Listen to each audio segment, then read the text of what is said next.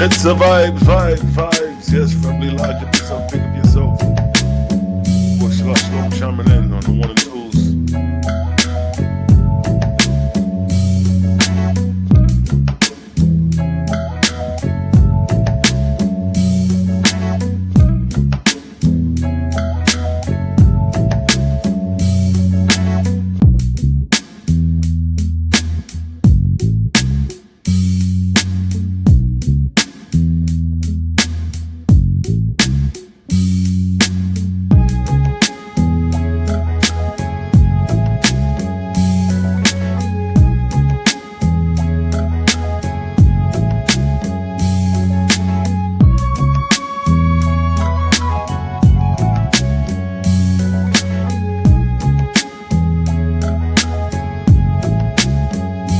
It's a vibes. Yes, family, big up yourself, large up yourself. Boy, slow chiming in for a half you. And got a family to see what y'all do, what it do. It's a vibes.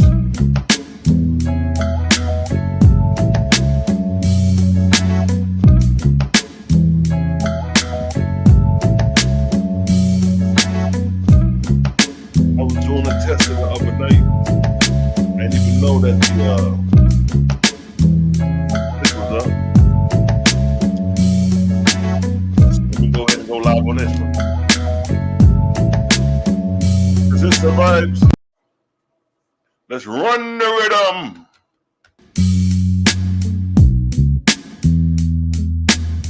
Yes, family. It's your host. Shalom chiming in, big up this stuff. What up, man? How y'all doing today?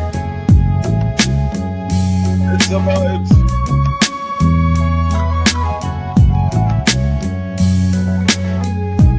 I made some Messiah. Trini Messiah, Trini. Have a video. Yes, family, yes, family chiming in. It's the vibes.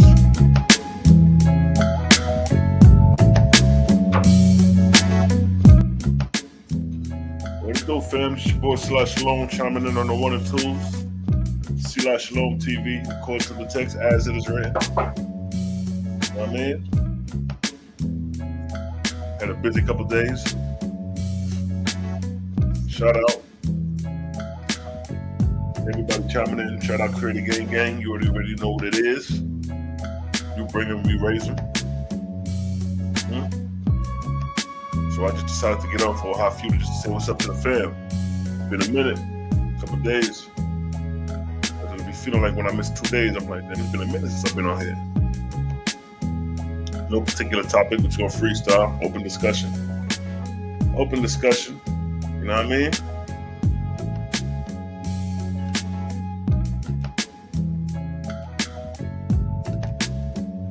It's the vibes.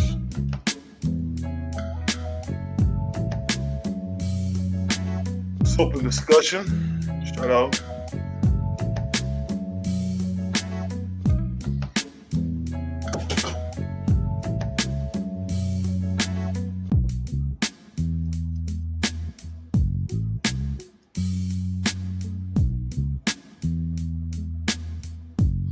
Yes, family. Yeah, so like I say, man, no particular topic. Just wanted to get on open discussion. You can throw your questions in there if you want to hop in on the chat. You know what I mean?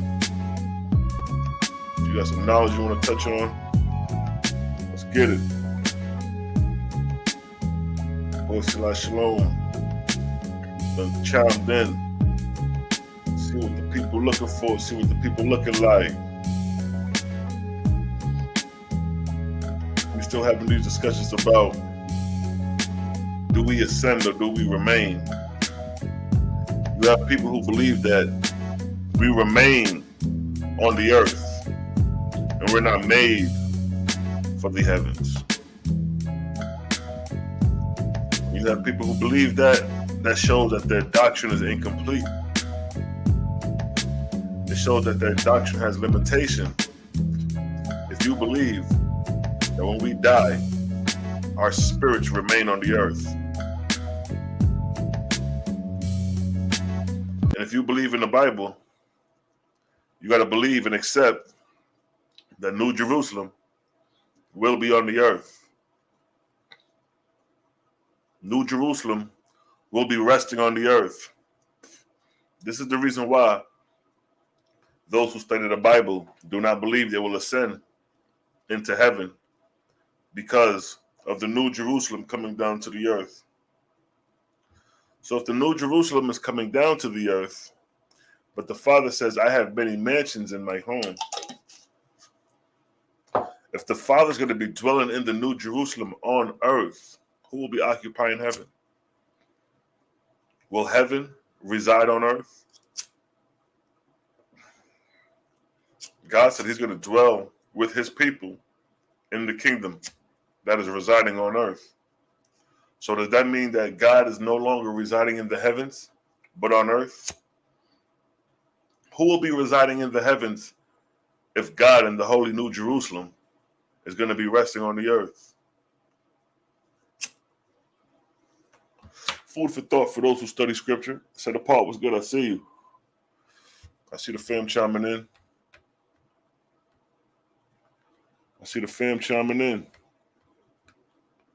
So like when we go to Revelations,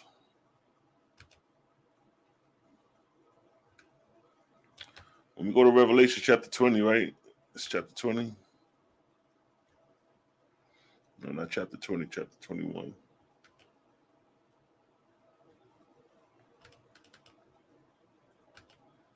You dig? So like right here, right?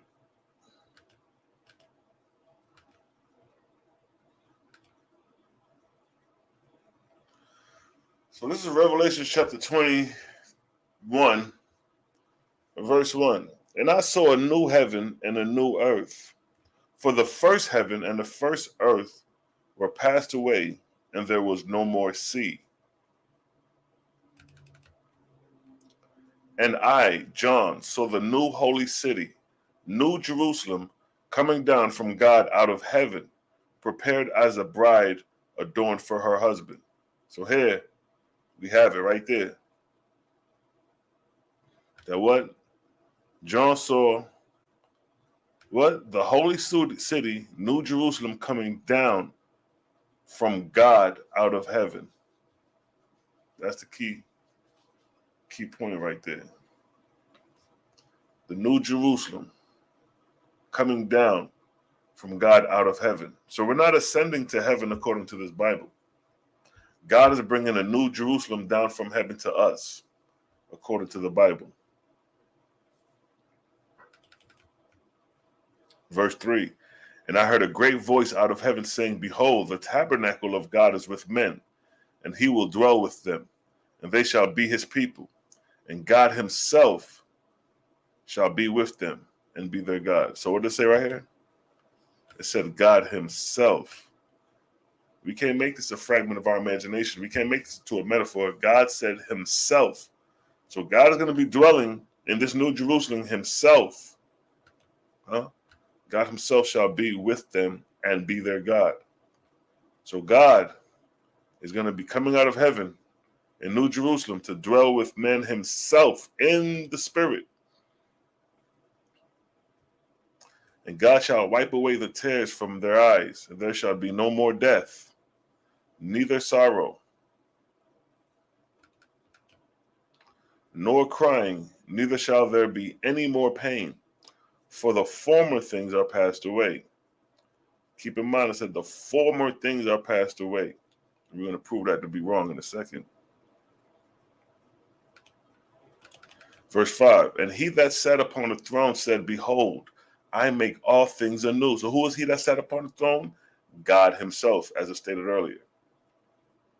He says, I make all things anew. And he said unto me, write, for these words are true and faithful. So in there he writes, but let's scoot down. Because right there they describe the city. Let's move to the next. Chapter 22.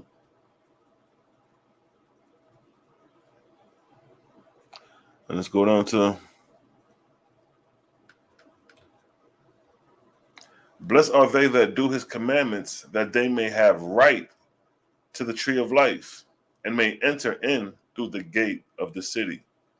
And when it talks about that they may enter in through the gate of the city, what they're talking about is the New Jerusalem. So if you're righteous and found in the book of life, you're going to be walked into the New Jerusalem. You got 12 gates. Either one you could pick. But it's stated right here in verse 15, for without are dogs, sorcerers. Now that's something interesting, because before the last verse previously said 4 more things are passed away. So if 4 more things are passed away, there should be no sorcerers, no whoremongers and murderers and adulterers that are without the kingdom.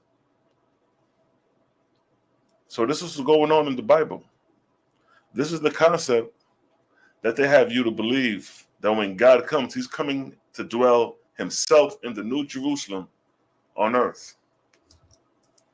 This is the concept that the Bible has people believing, that when they dwell with God, it's going to be in the New Jerusalem on earth, instead of ascending to the Ethereal realms.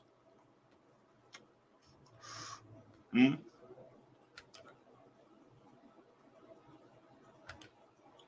the Oaspe, Jehovah said, I created the earth and fashioned it and placed it in the firmament, and by my presence brought man forth a living being. A corporeal body gave I him, that he may learn corporeal things, and death I made, that he may rise in the firmament and inherit my Ethereal kingdom. See that? See, we rising in the firmament to inherit the Ethereal kingdoms. But in the Bible, it got you coming backwards with John, where it states, I, John, saw the New Jerusalem. What is it doing? Coming down out of heaven. Coming down, rising up. Coming down, rising up. So in the Oaspe, Jehovah got us rising up to the inherit of the Ethereal worlds. Rise in the firmament and inherit my Ethereal worlds. But the Bible got you believing that the holy city, New Jerusalem, is coming down from God out of heaven. So you're not going to the Ethereal realms if you believe the New Jerusalem is coming down out of heaven. You're not going to the Ethereal realms. The Ethereal realms is our inheritance. Huh? We already read the description of the Ethereal worlds. In the all highest places created out of the Ethereal worlds. The all highest places. Y'all like to talk about the most high. How can the most high come to the most low? The earth is the most low. Yo, most high is not the most high no more if he is what? The holy city, New Jerusalem, coming down from God out of heaven. He cannot be the most high anymore. He got to be the most low. Because I already showed you that the lowest spiritual grade is grade 1, and that rests on the earth. And he's bringing the holy city to rest on the earth. Being grade 1 is earth. So the holy city, New Jerusalem, coming down from God out of heaven, while the Creator has, in the all highest places, created out of Ethereal worlds. The all highest places. And this all highest places is what for us? To rise in the firmament and inherit my Ethereal world. This is an inheritance. See that? This is an inheritance. Look at that. The Most High, the Creator, gave you the all highest places created out of the Ethereal worlds for an inheritance. But you'll rather stick with the holy city, New Jerusalem, coming down from God out of heaven. So you're going backwards according to the text. You're remaining on the earth. And then not only are you remaining on the earth, you're going to be surrounded with what? For without the kingdom, you're going to be surrounded with dogs, sorcerers, whoremongers, and murderers, and adulterers. So if you're outside the kingdom, these are what's going to be your neighbors outside the kingdom. But in the Oaspe, in the all highest places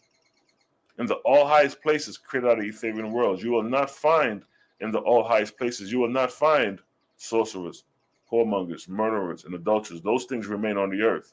But in the all highest places, you will not find those things.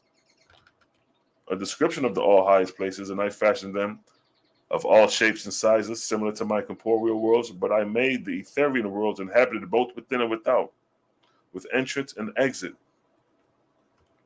in arches and curves, thousands of miles high and wide, and overrule I them with all perfect mechanism. See, we go into somewhere that is all perfect. You cannot be in an all perfect place when you got what? Sorcerers around you, whoremongers around you, murderers around you, and adulterers around you. This is what's going to be outside of the kingdom in the New Jerusalem. But in the Oaspe, in the higher heavens, it's all perfect. There is no murderers, sorcerers, whoremongers. We away from that. So it says, I made them with all perfect mechanism. And then he said, what? And colors and movable chisms and mountains of endless change and brilliance. To them I gave motion and orbits and courses of their own. Independent made I them. And what it states right there? What does it say right there? Above all other worlds in potency and majesty. So that would say that this Ethereal worlds is above all other worlds. Now, your New Jerusalem is going to be among whoremongers, murderers, and sorcerers resting on the earth. Because you remember, let's go back up and go back to when Jerusalem is going to be resting on the earth.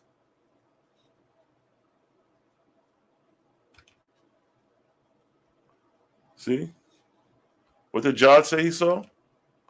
I, John, saw the holy city, New Jerusalem, coming down from God out of heaven.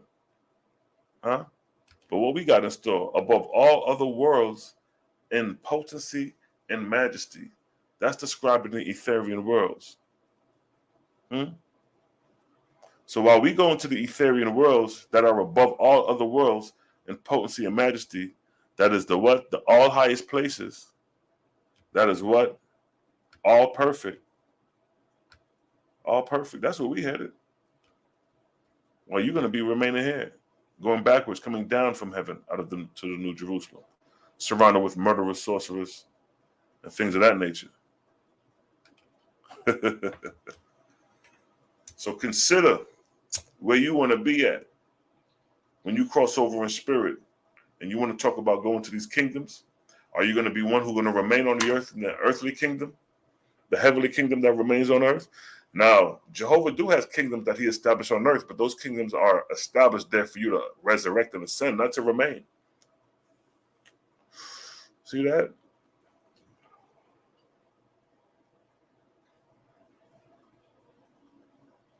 BC, I see you. Shalom. Kenneth, I see you. Andre, I see you. Renee, I see you. Anita, I see you. Shalom to the family. Everybody chiming in. So yeah, what I'm showing you that is spiritual ascension is forever going up and outward. It's just like school. When you go to school, you don't go backwards in grade. You continue to move upward. The only time you go backwards in grade if you're left behind. So the spiritual progression should be the same. As you progress in the Father's kingdom, you're moving up and outward. Just like school. You went from elementary school to middle school, from middle school to high school, from high school to college, from college to whatever university they got after that. So it's like the Bible got you going from earth. You live a life on earth. You cross over in spirit. You're waiting for the New Jerusalem to come down. The New Jerusalem come down. If you make it into the kingdom, then you're inside the kingdom with God himself, because God did say he's going to be in the kingdom himself. And God is a deity. We already established that. So if you don't make it when you resurrect, you're going to be outside the kingdom among the whoremongers and warriors. I mean, the murderers. So this is the reality of the biblical believer. But if you come to the truth, if you come to the Creator through the Oaspe, then you'll realize that your spiritual progression is ethereal to reach to. We're not going backwards. We're up and outward.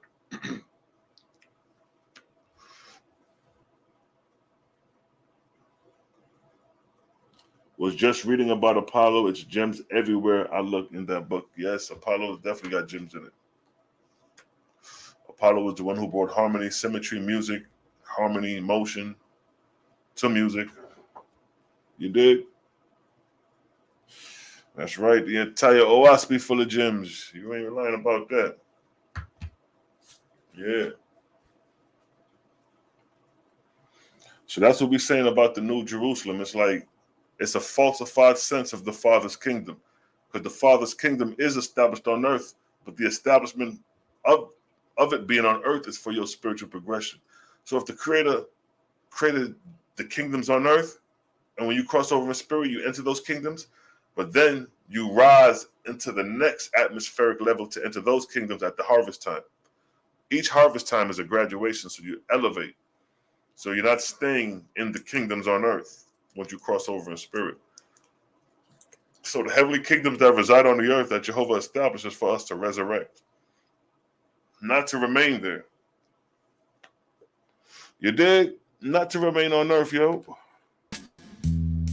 We ain't going backwards. That's right, Elijah. As above, so below as above. And that's how we're moving. Let me get some drink.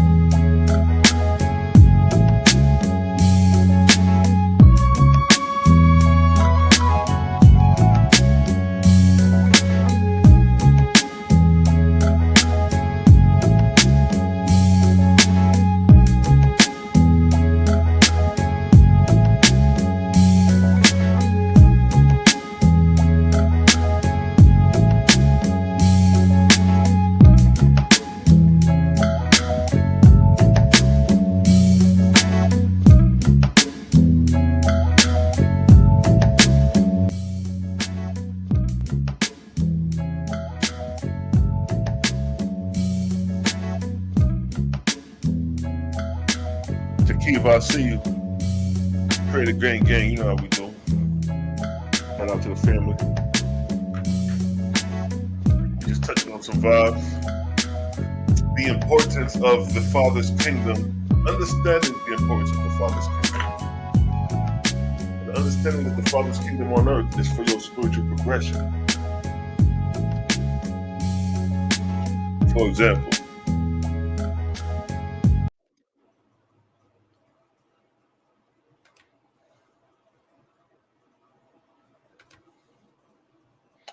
we go to the book of Jehovah, chapter 7, right? This is the reason why we do not remain on earth.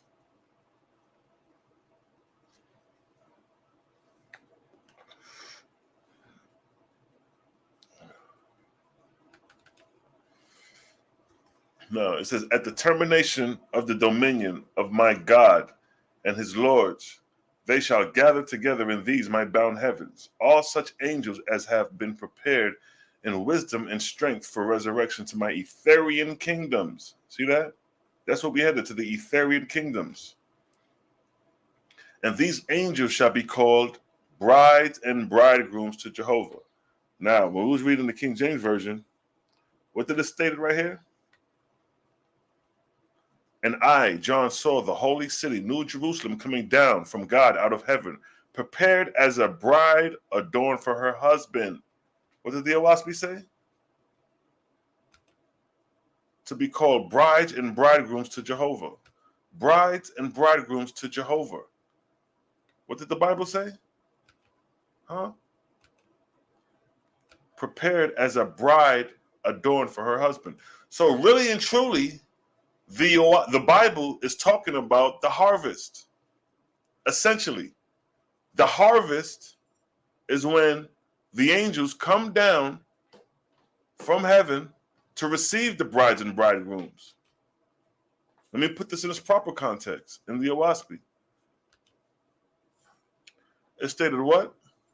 And God and his lords with his brides and bridegrooms will I what? Send down from Ethereal ships in the time of light. That's what really this is. This right here, what they're talking about, what John saw the New Jerusalem, is really the harvest time. I, John, saw the holy city, New Jerusalem. He's seen them Ethereal ships coming down from God out of heaven, prepared as a bride adorned for her husband. So these Ethereal ships is coming down to receive the brides and bridegrooms. The fullness of the Oaspe says it. And to God and his lords with the brides and bridegrooms will I send down from Ethereal ships in the time of light, or the time of Dan. By my Ethereal gods and goddesses shall the ships descend to these heavens. See that? The ships descend to these heavens. What's going on in the Bible? What's going on in the Bible? God coming down from God out of heaven. See that? The ships descend to these heavens, coming down from God out of heaven. So what we're showing you from the Oaspe's perspective, that this is the harvest time that John the Baptist is really seeing. And receive God and his lords with brides and bridegrooms, and carry them up to the exalted region. See that? Now that's what the Bible left out. That's what the false God left out. Carry them up. See that? They're bringing you down. You coming down, but they're not carrying you back up. They're bringing the kingdom down to you, but the kingdom is not here for you to remain. The kingdom is for you to be carried up to the exalted regions I have prepared for them. What are the exalted regions? The Ethereal worlds. So I'm showing you the shortcoming of the biblical scripture when it's dealing with the kingdom of Jerusalem coming down. When this is supposed to be a harvest time, as the Oaspe explains. And then it states, all such as ascend. See that? Ascend. What did the Bible talking about? Coming down, but you're not ascending back up. You're coming down to remain on the earth instead of coming down, collecting the brides and bridegrooms, and then taking them back up into the Ethereal realm. That's what the Bible left out. It got the coming down part, but it left you here. It left you here stranded. Oaspe is letting you know, no, we're going to ascend when we rise down, when we come down. And all such as ascend shall be called what? A harvest unto me. So an ascension is called a harvest. Every 400 years, this take place. Through my God and lords, and the time of my harvest shall be according to each Dan. Dan is a time of light, which is 200 years, 400 years, 600 years, and 500 years. And these shall be called my lesser cycles, because they are the times of the table of prophecy, which I give unto my servants. See that? So the Bible is giving you a half-assed rendition of the tables of prophecy, while the Oaspe is letting you know the hook, line, and sinker what's going on. So the new Jerusalem coming down out of heaven is a false sense of a harvest. Huh? It's a false sense of a harvest. As it stated, I saw the holy city, New Jerusalem, coming down from God out of heaven, prepared as a bride adorned for her bridegroom. And I heard a great voice out of heaven saying, behold, the tabernacle of God is with men, and he will dwell with them, and they shall be his people, and God himself shall be with them and be their God. Now, that's right and exact, because it states right here in the Oaspe, in verse 17, it states the same thing right here. And to God and his lords, with his brides and bridegrooms, meaning his people, will I, Jehovah, send down from Ethereal ships in the time of light. By my Ethereal gods and goddesses shall these ships descend down to the earth, to these heavens, and receive God and his lords with his brides and bridegrooms. See that? So God, so if you ascend with God during his reign, yeah, that's gonna be your God. It says, and to God and his lords with his brides and bridegrooms. Meaning that the brides and bridegrooms are all those who was in service to God or under his reign for that 400 years.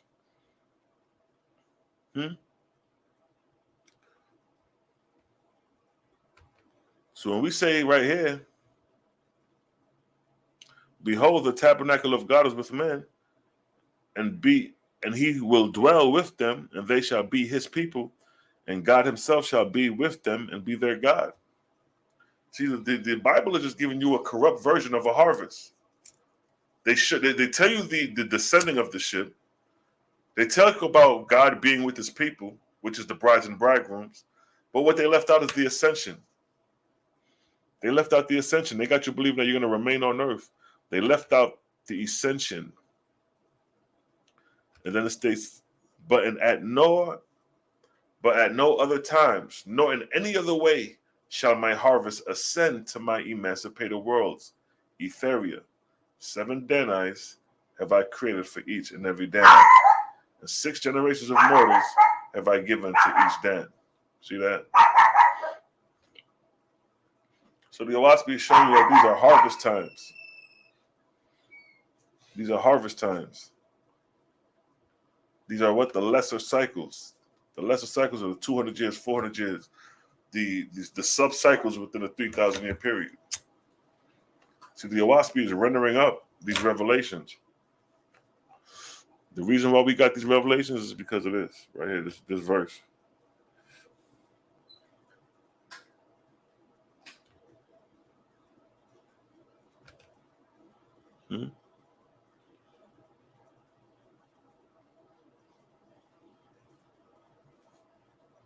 Yes, family. Jehovah said it's going to be a time when these things shall be revealed.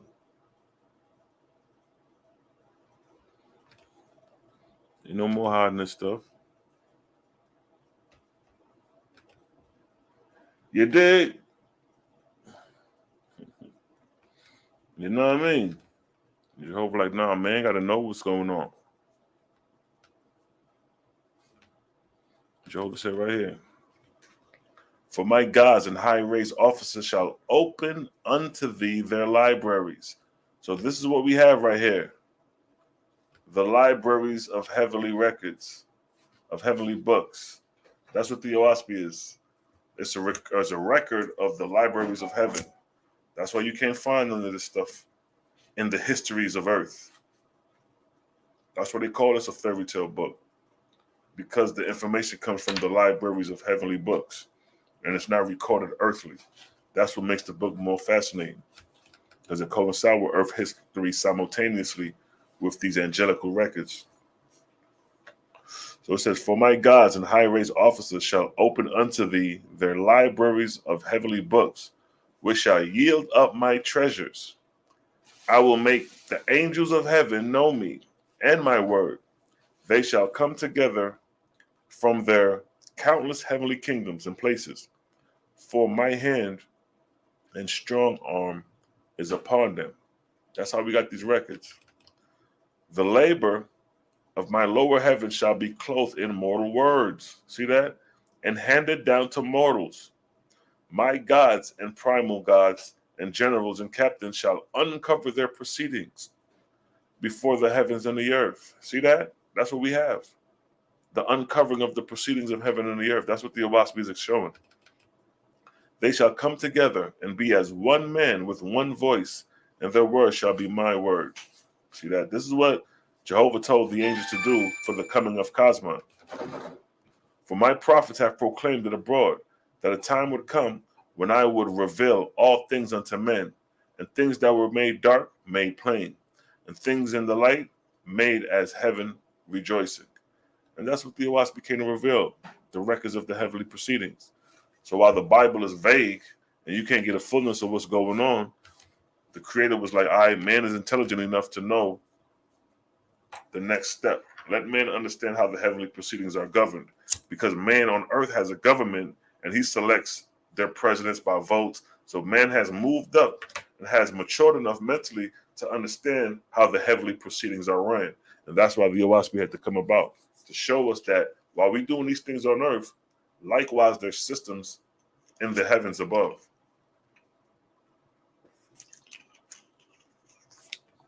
So when you cross over in spirit and enter these heavenly realms, it ain't gonna be nothing you're not familiar with, because you trained yourself on earth. You dig?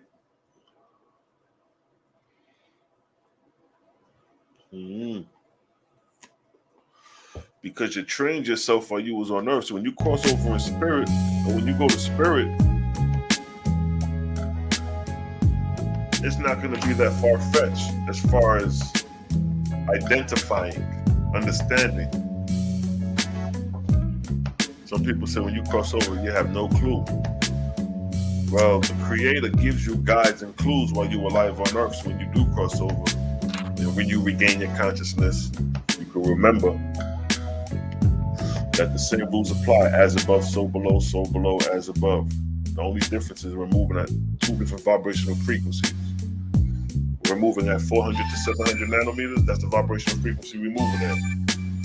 Anything outside of that is what we consider invisible.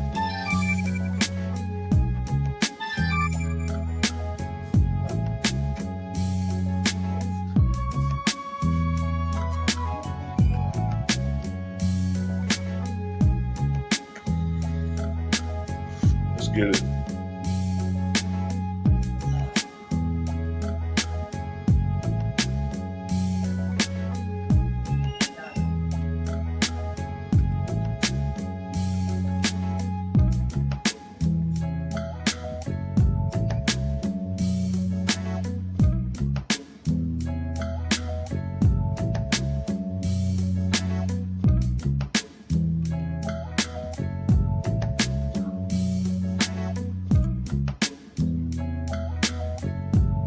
Get it. Let's get it. Let's get it. Get it.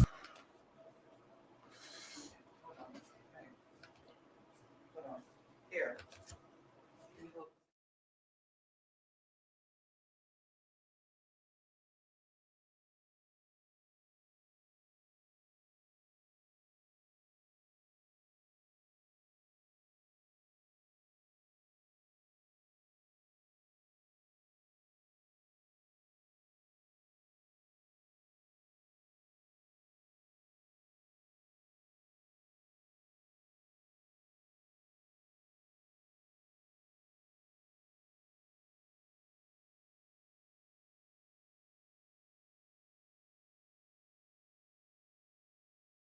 All right, family. Do it before she comes. So this is what's going on. This is chapter 6, verse 8, Fraggle Patty. Let me see. Next, they visited Zero, 6 diameters of the Earth distance. Here they found a colony of 2,000 million spirits that had been founded by Osiris 3,300 years ago. But not the same people, but such as came up from the earth afterward. They had a god named Hoab, an atmospherian from the earth, 2,100 years. And he was upright and wise and of good works and most excellent. But knowing nothing of Ethereal, had no ambition to rise. Heather, and his content had visited itself on the colony, and they were contented also. So they're just talking about Shebrew. This is an answer for Shebrew. They're just talking about an installment, a second installment of angels from the Ethereal world. Not from the Ethereal world, but from the time of Osiris.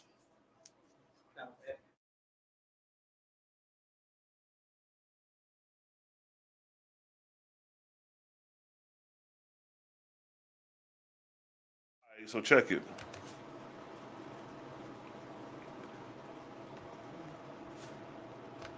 So basically that right there is just talking about a second installment, a second harvest that Hoab was under that harvest. And they're just talking about how Hoab was content and not willing to really ascend because he ain't too much know about Ethereal and things of that nature. So they're just talking about Hoab. That was the verse you wanted me to spit, so I don't know what you really wanted out of that. Other than that, you said you meant verse 6. Sorry. All right, give me 1 second. I got you.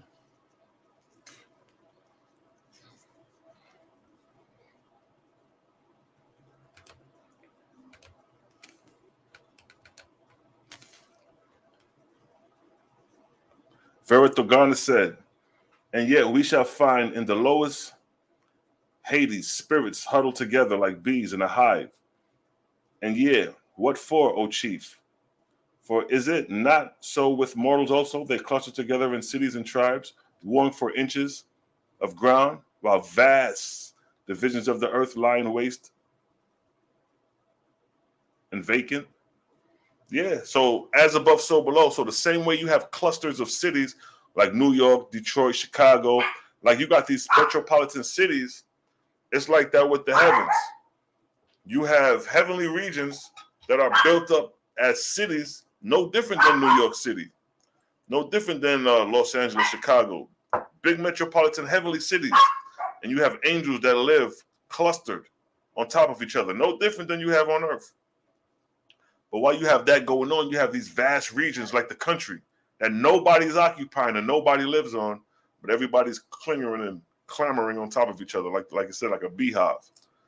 But then when you go, like when you're driving out of state, you see all this miles and miles of free country and free land that ain't nobody occupying, but we over here trying to pay rent in these small ass square feet instead of just saying, you know what, let me go over here in this vast country space and pinch my tent and live off the grid. So that's basically what it's saying in that verse. As we live on earth, likewise, there's colonies and heavenly kingdoms that are built up in the same manner. I said, damn. That's why a lot of people, when they cross over in spirit, they don't know that they dead, because the spirit world and the physical world is one and the same, just moving at two different vibrational frequencies. So if you don't die in a horrific death, if you die in your sleep, nigga, you may wake up thinking you still in, thinking you still a human being, not knowing your ass done crossed over in spirit. I was like, damn, you got that part too. Yeah. Yeah, it's just basically a parallel, as above, so below. You know what I mean? As mortals live in cities on top of each other, you have angels in the same manner clustered. And that's, you can consider that somewhat of a hell. A knot, I should say, to a degree. You know what I mean?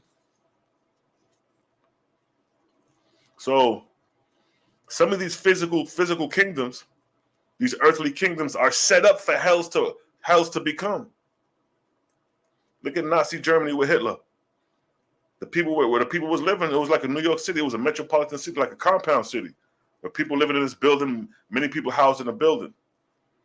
You know what I mean? And when it came time for motherfucking Hitler to come through with them army, they just came through the streets. Ceased the whole shit. You know what I mean? That's why Ajah say, yo,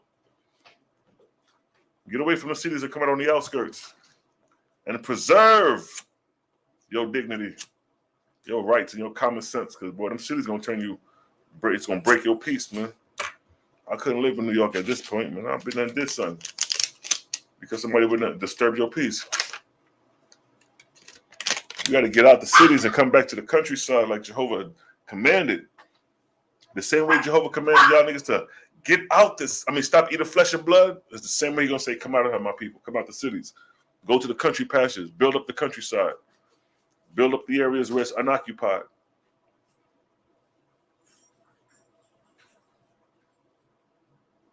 I want to be in the wide open space of the country. That's exactly who you want to be. The establishment of Jehovah's kingdom is exactly that. Establishing a base on the outskirts. It's right there. All right. It's establishing a base on the outskirts. Yeah, no doubt, sis.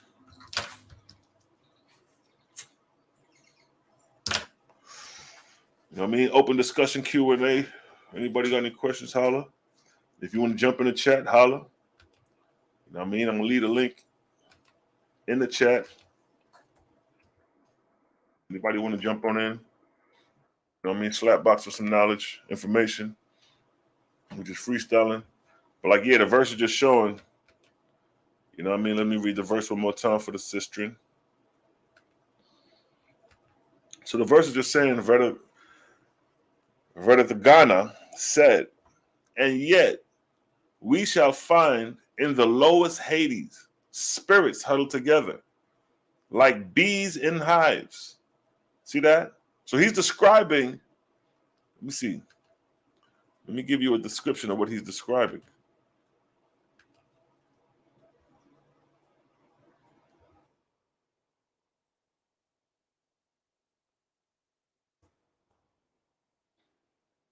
This is what he's describing. This right here. See that, Shebrew? This is what he's describing, Shebrew. This is New York City. This is your city. What did the verse say? Ghana said, and yet ye shall find in the lowest Hades spirits huddled together like bees in a hive. What do we see here? people huddled together like what? Bees in a hive. This condition you seeing is the same condition of a hell. The only difference is that people still have their dignity, their self, their order. They ain't gotten to the point where it's lawlessness. When it gets to the point when it's lawlessness, it's going to look like this.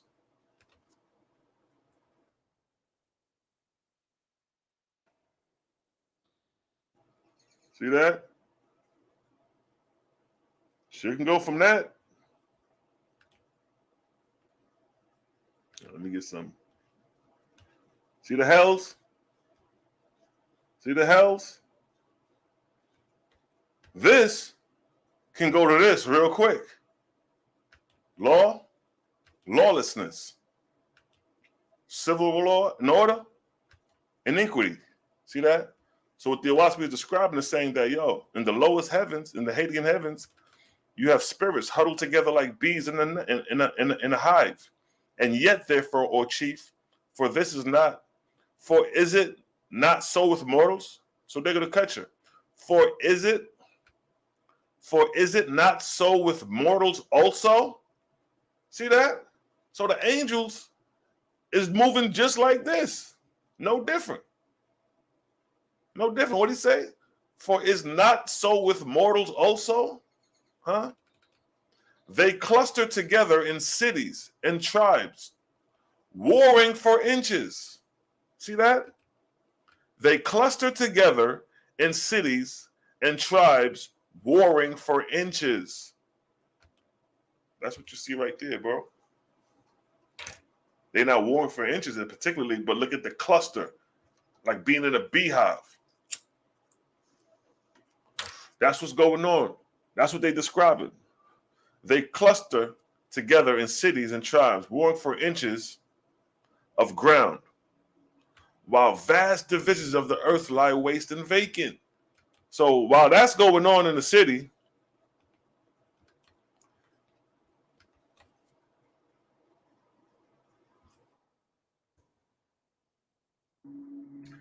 this was what's going on. What? So while you fighting for this, while you fighting to pay rent, while you living like a cluster of bees on top of each other, Ajah saying like, yo, what Ajah say? While vast divisions of the earth lie waste and vacant, like this. Would you rather live here or would you rather live here? See that? Look at all that land, just vast. Ain't nobody thinking about, you know what, let me get the hell away from the city and come out here and live. How much police coming out here to check on niggas? Huh? Who coming out here to check on anybody? If you pitch your tent, who coming out there to see where you at? Ain't no police officers and no SWAT teams coming out that way. If you exodus out the cities and pitch your tent out there, ain't nobody gonna know you out there. For a minute, I can guarantee you that. So that's what the verse is talking about, Shebrew. Let's read it one more time. Verthagana said, and yet we shall find in the lowest Hades spirits huddled together like bees in a hive, referring to hair. People living like bees in a hive. And yet, therefore, O chief, for is it not so with mortals also? Yes, it is so with mortals also, right there. They cluster together in cities and tribes, warring for inches, right there, of ground. While what? While vast divisions of the earth lie waste and vacant, like hair. So that's what that verse is talking about. That's what it's talking about.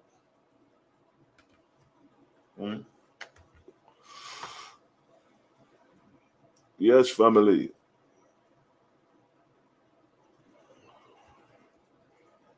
So that's just how we're moving. Let's bring the rhythm. Vanita, I see you. Peace, family. I see you.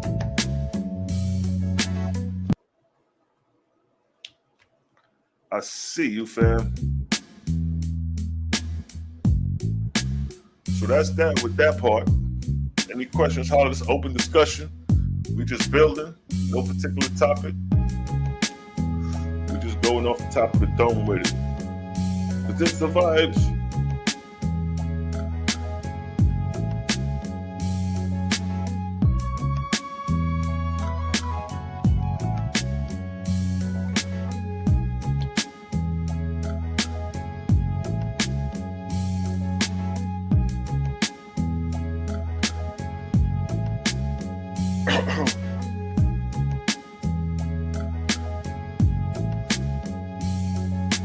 sure to get them likes up.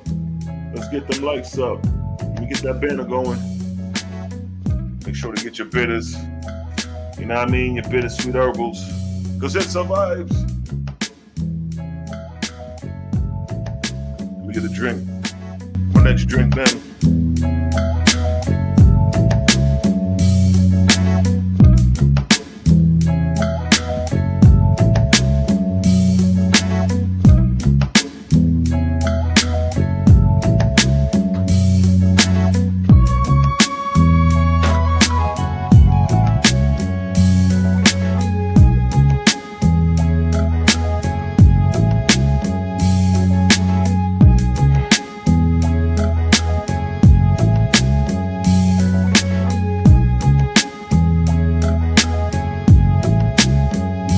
It survives.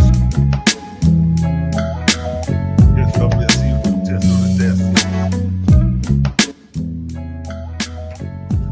Yes, family, it's a blood clot vibes. You know how we do. Yahweh, where's it, big man? See your family. Let's see you chiming in. Yes, family at work doing job work. Shit done, no king. Keep the steady works going to the Creator. Yes, I.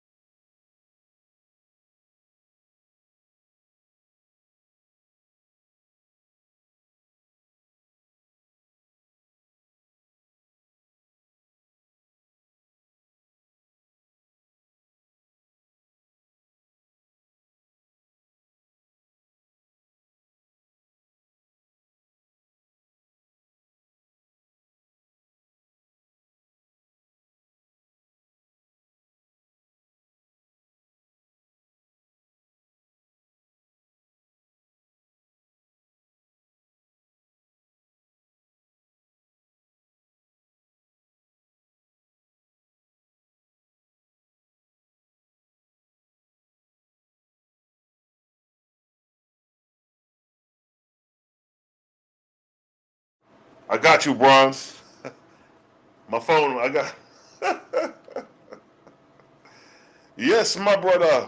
I just figured it out. Once I seen you call, I already know something up. I got the audio going. Man, ain't nobody can hear you. I got the audio going now, King. Say shout out to the people, man. Say what's up to the people. You on live, yo. Oh, my bad. What's up, family? Yo, this the brother Bronze in the building. Creative Gang Gang. Creative gang gang. Yo, I'm glad you called. I'm back on now. I got the mic up now. You can hear me now? All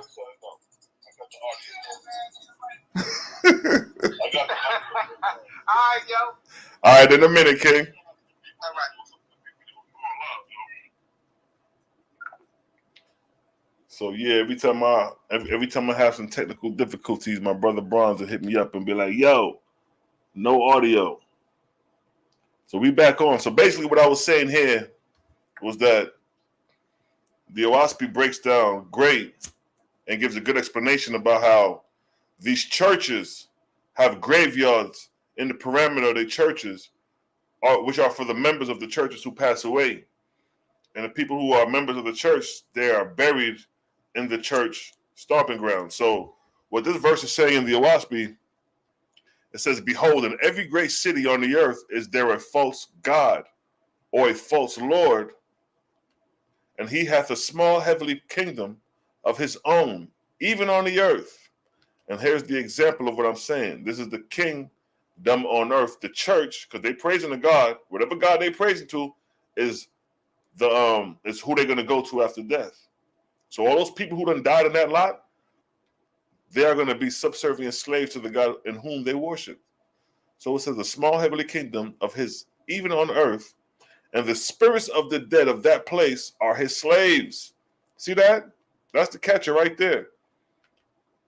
And the spirits of the dead of that place are his slaves for his own exaltation. So the spirits of these people who don't crossed over, worshiping the God of that church, they're going to be slaves for that God's own exaltation.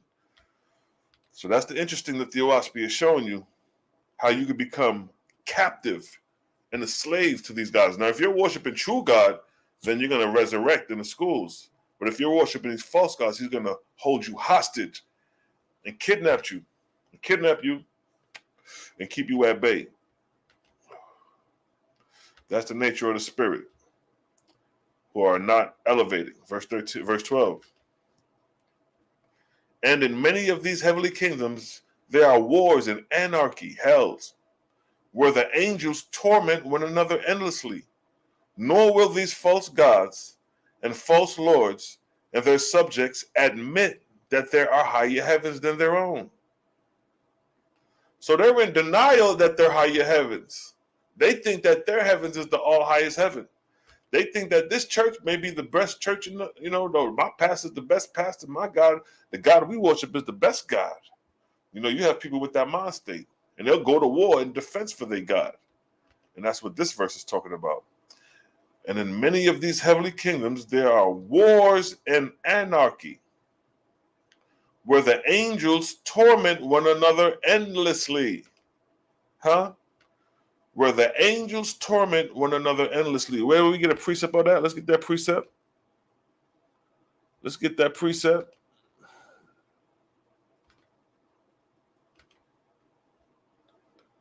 And where do we find that precept? Of course, in the book of Jehovah, chapter 8, where it states,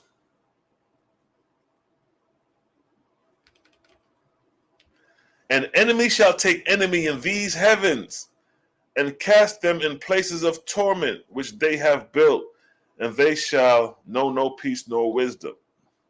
See that? Enemy shall take enemy. What did it state here? An enemy shall take enemy. What did it say? And there were angels, and where the angels torment one another endlessly. Enemy shall take enemy in these heavens and cast them in places of what? Torment. This is the hells. Cast them in places of torment, where the angels torment one another endlessly. Cast them in places of torment. See that? The Oaspe is showing you that These false gods go to war in defense of their God. And in the process of war, they cast one another in endless torment. Where angels torment one another endlessly. Nor will these false gods or false lords and their subjects admit that there are higher heavens than their own. The spirits of the newly dead are captured and kept in ignorance of Jehovah and his vast creation, but made to bow down in adoration and worship to the false lord or false god. And these, being in contiguity to mortals, inspire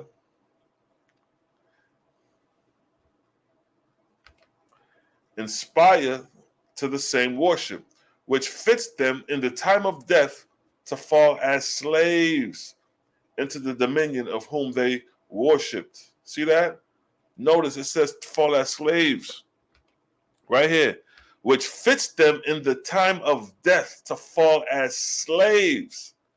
See that? All them kingdoms right there, all them spirits of the dead, all those graveyards, all those tombs are subjugated to that God in whom they worship.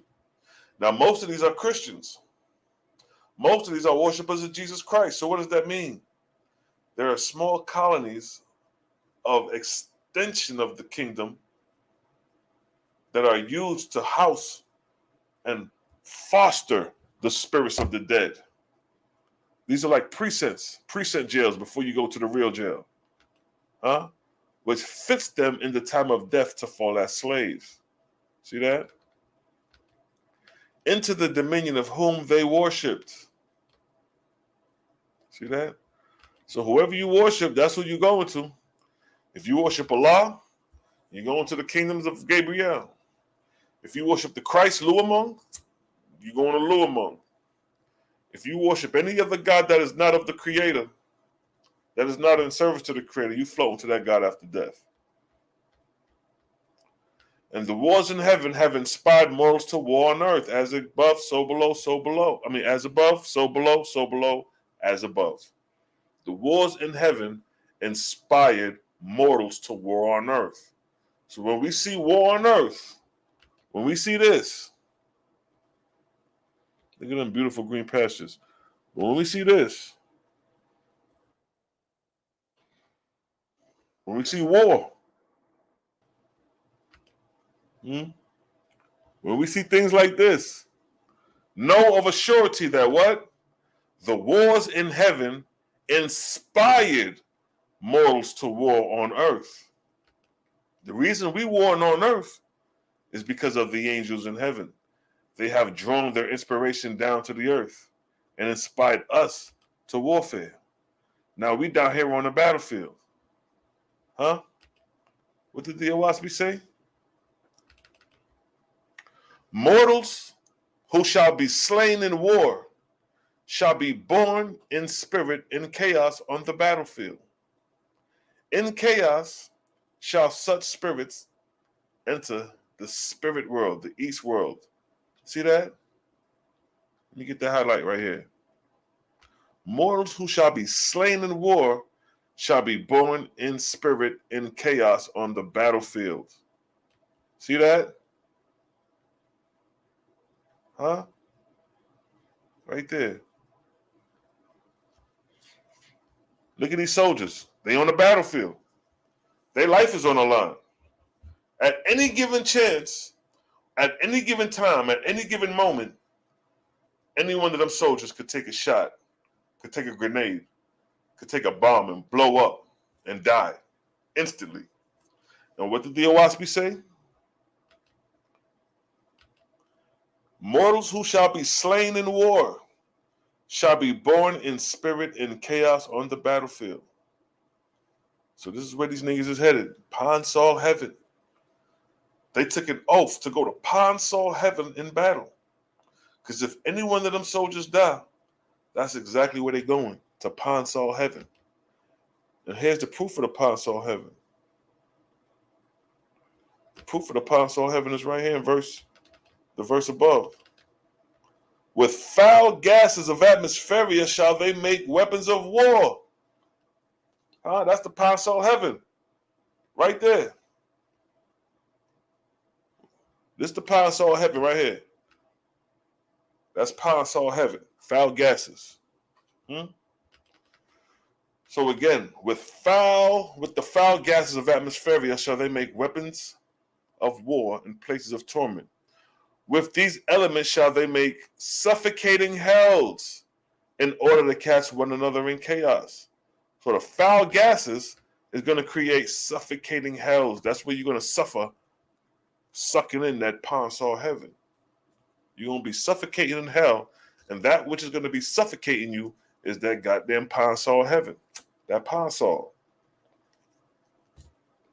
So that's what's going on with these guys. If they continue to go to war, they get slaughtered, that's it for them. Pansal heaven is their reality.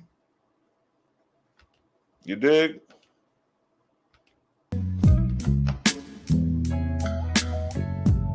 But those who go to war or engage in war, that's going to be your reality. So for all the Israelites, all the Christians, all the Muslims who go to war in defense of their God, Pansal heaven is your reality. How many Muslims you see strap bombs to their body and blow up in the name of Allah? Pansal heaven is his reality. He got deceived. He thought he was about to see 70 virgins in heaven. Nah, nigga, he's seeing chaos in heaven when he cross over. Ain't no 70 virgins he about to see for blowing up people, strapping a bomb to his body and blowing up, and you think you about to go see 70 virgins? Yo, God misled you. Yo, God deceived you.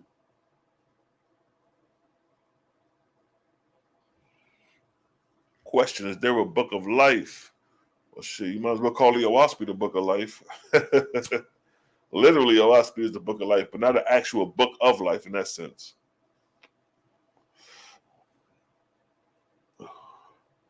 That'll be a good chapter of the book of life. There is an Akashic Records, a heavenly hall of records. Yeah, the Akashic Records is equivalent to the heavenly libraries, the heavenly books. Just like we have libraries on earth. If you want to go look back in time to see what took place historically, we go to the libraries and dig up those histories. Same thing in heaven, the heavenly libraries, the Akashic Records. Yes, family.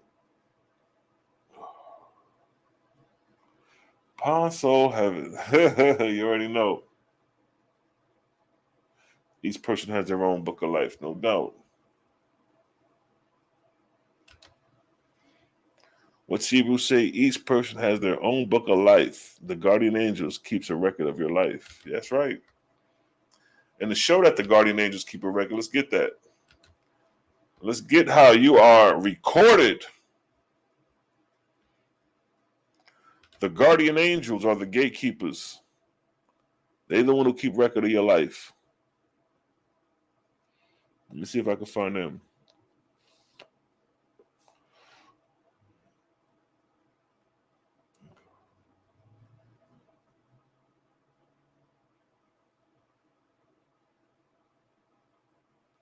Yes, family.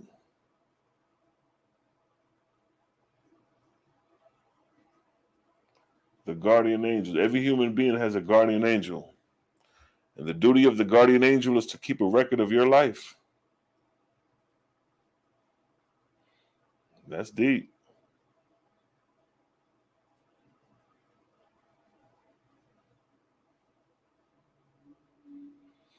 That's the duty of the guardian angel. Let me get that for you real quick.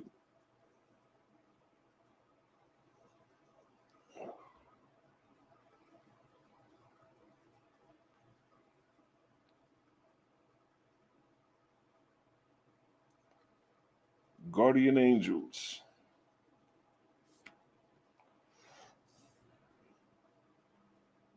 Here we go, verse 30. So now,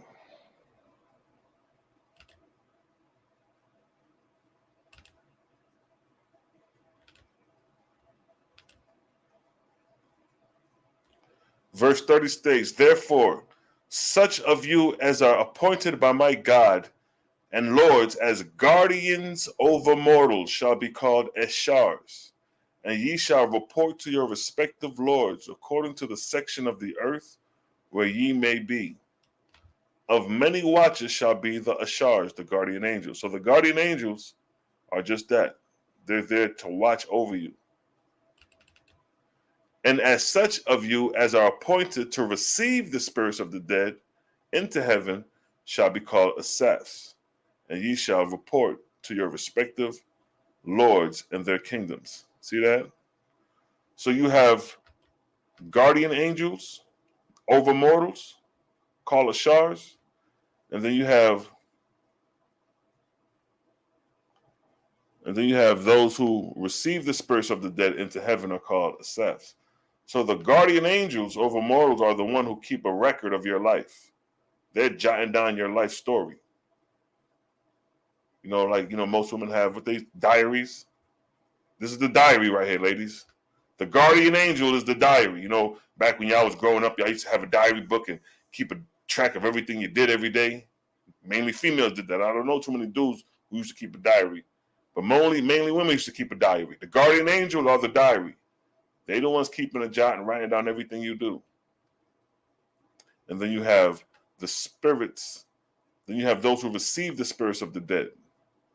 Those are like your Grim Reapers. When you talk about the Grim Reaper, the collector, the soul collector. But truly, these are the spirits. They receive the spirits of the dead. They call it staffs.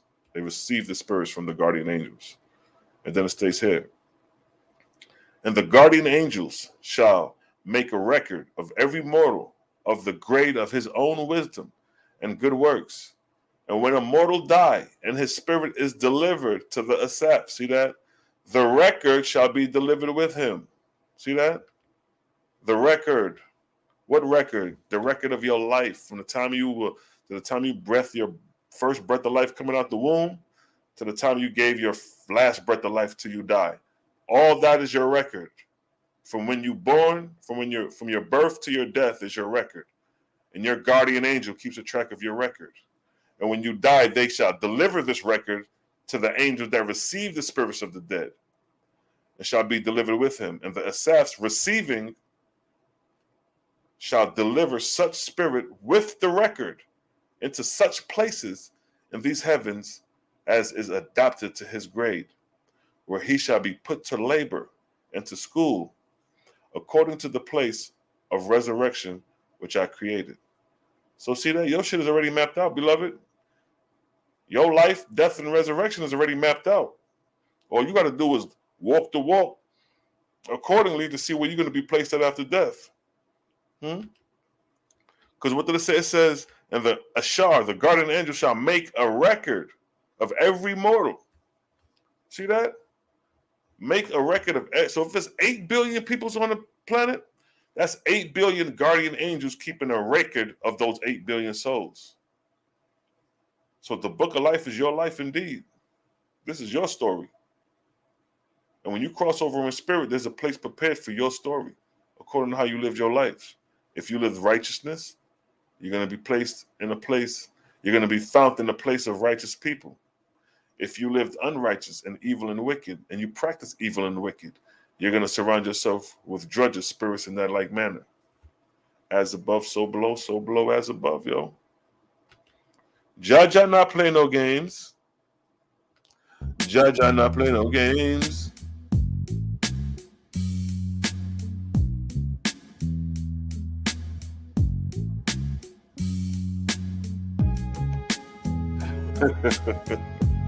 Yes, family, it survives.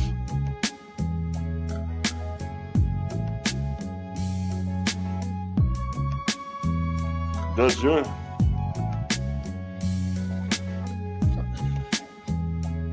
your service to others before Oaspe count? Yeah, from the time you were born.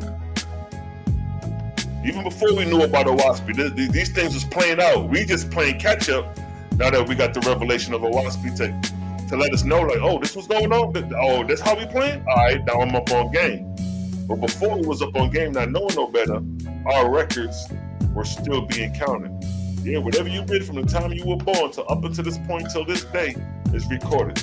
All what we're doing right now is recorded.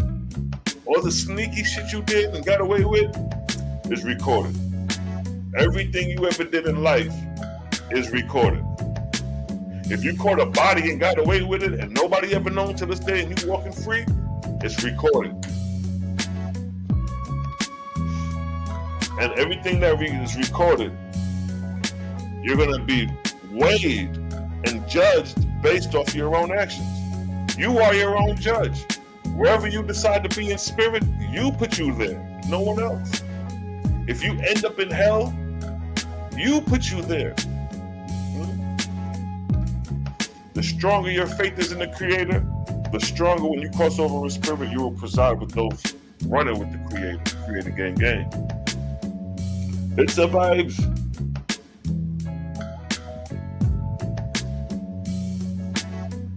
My shirt size is 3X. Go ahead and get that Creator Gang Gang shirt for me. Got it. No doubt, sis. So whatever good works you've been doing, as long as your good works outweighs your bad deeds, you right.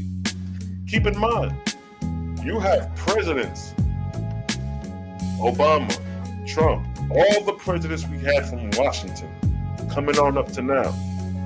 Those men, a lot of them got blood on their hand. They point and push the button for bombs to drop overseas. See what I'm saying? In ancient times, the kings slew great men, slew thousands and hundreds of men. They got real judgment on their hands. So for people like me and you, as long as we maintain what we're doing, stay out the way, we gonna be up in true God's heavenly kingdom.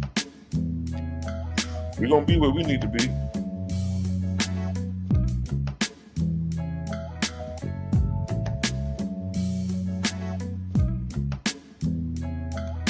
That's right. The intention of the heart always matters. The intention is everything. The intent is everything. You could be a person that get in a lot of trouble, right? But may not have bad intentions. You could be a good person, do miserable things, but not have a person with bad intentions or an evil person who got evil intentions. Those are the ones you got to watch for. It survives.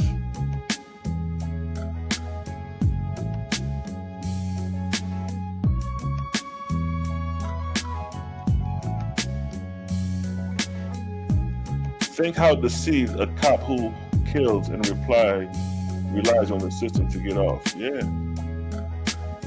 A lot of these cops, they're not going to tell you this. A lot of those cop killers, yeah, they have nightmares of their killers, man. They don't tell you this. They're not going to tell you this. Who the fuck gonna come out and say, yo, I see my killer?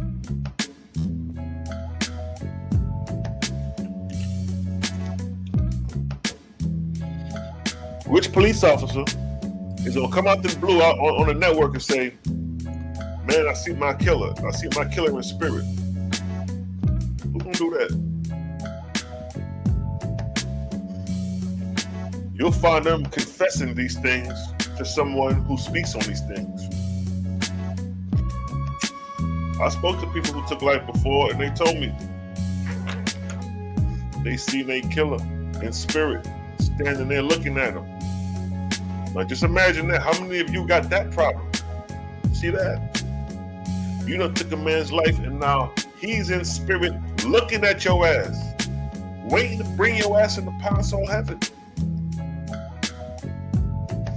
A man may break in your house. Your wife and kids is there, and you kill him in your house. But you remain in that house. And then you start seeing the spirit of the man you killed in your house. And if he ain't got good intentions, he want vengeance. Vengeance is his. Although you was in the right. You see how that shit work? See how the variables of the shit play out? The Creator said, thou shalt not murder. You right. But if you do murder, the vengeance of that soul is upon you. Regardless if you killed him for good or bad, it don't matter. If he got vengeance in his heart after you killed him, that shit gotta play out. So if you the good Samaritan, right? Let me show you how deep this shit can get. Somebody breaking in your house, you grab your shotgun, to defend your wife and kids. You kill him. You did the right things. You call the cops. Self-defense. You get off on the law. You don't serve no jail time. So you move on with your life. But now you notice things moving around in the house, abnormal activities, doors is opening. You hear somebody like say they walking through the hallway, and then you start seeing the spirit of the dead person you done killed. But say he got vengeance on his heart. Say when you see him, he's looking at you like he's angry and want to get at you. Now, if you cross over in spirit and he has that vengeance, he has the upper hand to do whatever he wants to you because, first of all, he's already in spirit. He still has vengeance on you, and he's stalking you to a sense. He's lingering around you because he's lingering around his killer because he wants revenge. So if you cross over in spirit now, he got free reign to do what he wants with you. Just like in the Oaspe, he says, enemy shall take enemy in these my bound heavens and cast them in places of torment. Your ass can get placed in torment for killing that man if he still got vengeance on the soul when you cross over, although you did the right thing. Although you think you did the right thing by protecting your wife and kids by killing that man. But in spirit, that could be the retaliation that he could do to you in spirit when you cross over. And that could be 5, 10, 15, 30 years after your death. I mean, after that killing. If he has not decided to have a change of heart. So the shit works two ways. This is the two ways. This is the options. If you kill a man, this is the options you have. The person you killed could either remain vengeful towards his killer, and when you cross over, he cast your ass in a place of torment, he do something to you, or that killer have a change of heart, and instead of doing something vengeful, he comes to redeem you when you cross over in spirit. He comes to deliver you like a guardian angel in spirit. And with that could cause chaos and panic on your end, because when you cross over, you seeing your killer. You don't know he come to deliver you in righteousness. You see the nigga you killed. So with that, you panic and flare. You panic. You flee. You like, oh shit, pew, you out. Where you going? There go your killer right there in front of you again. Oh shit, you trying to get away from this nigga and you can't. But you psychologically doing that to yourself because this is the man you killed. Not knowing he come to deliver you because he done forgave you for that, but you don't know it at that moment when you seen him. You just responding because you know that's the nigga you killed. Those are the variables we're talking about. The Oaspe just gives you the blueprint. When you read the Oaspe, it's going to start opening up goddamn brain cells to make you think and ponder like, okay, damn. So although I killed the man in defense in the right according to the law, spiritually that man can still get at me if he had vengeance on us all. Yeah, that's how deep the rabbit hole goes. That's right. Avenge the blood. Yeah.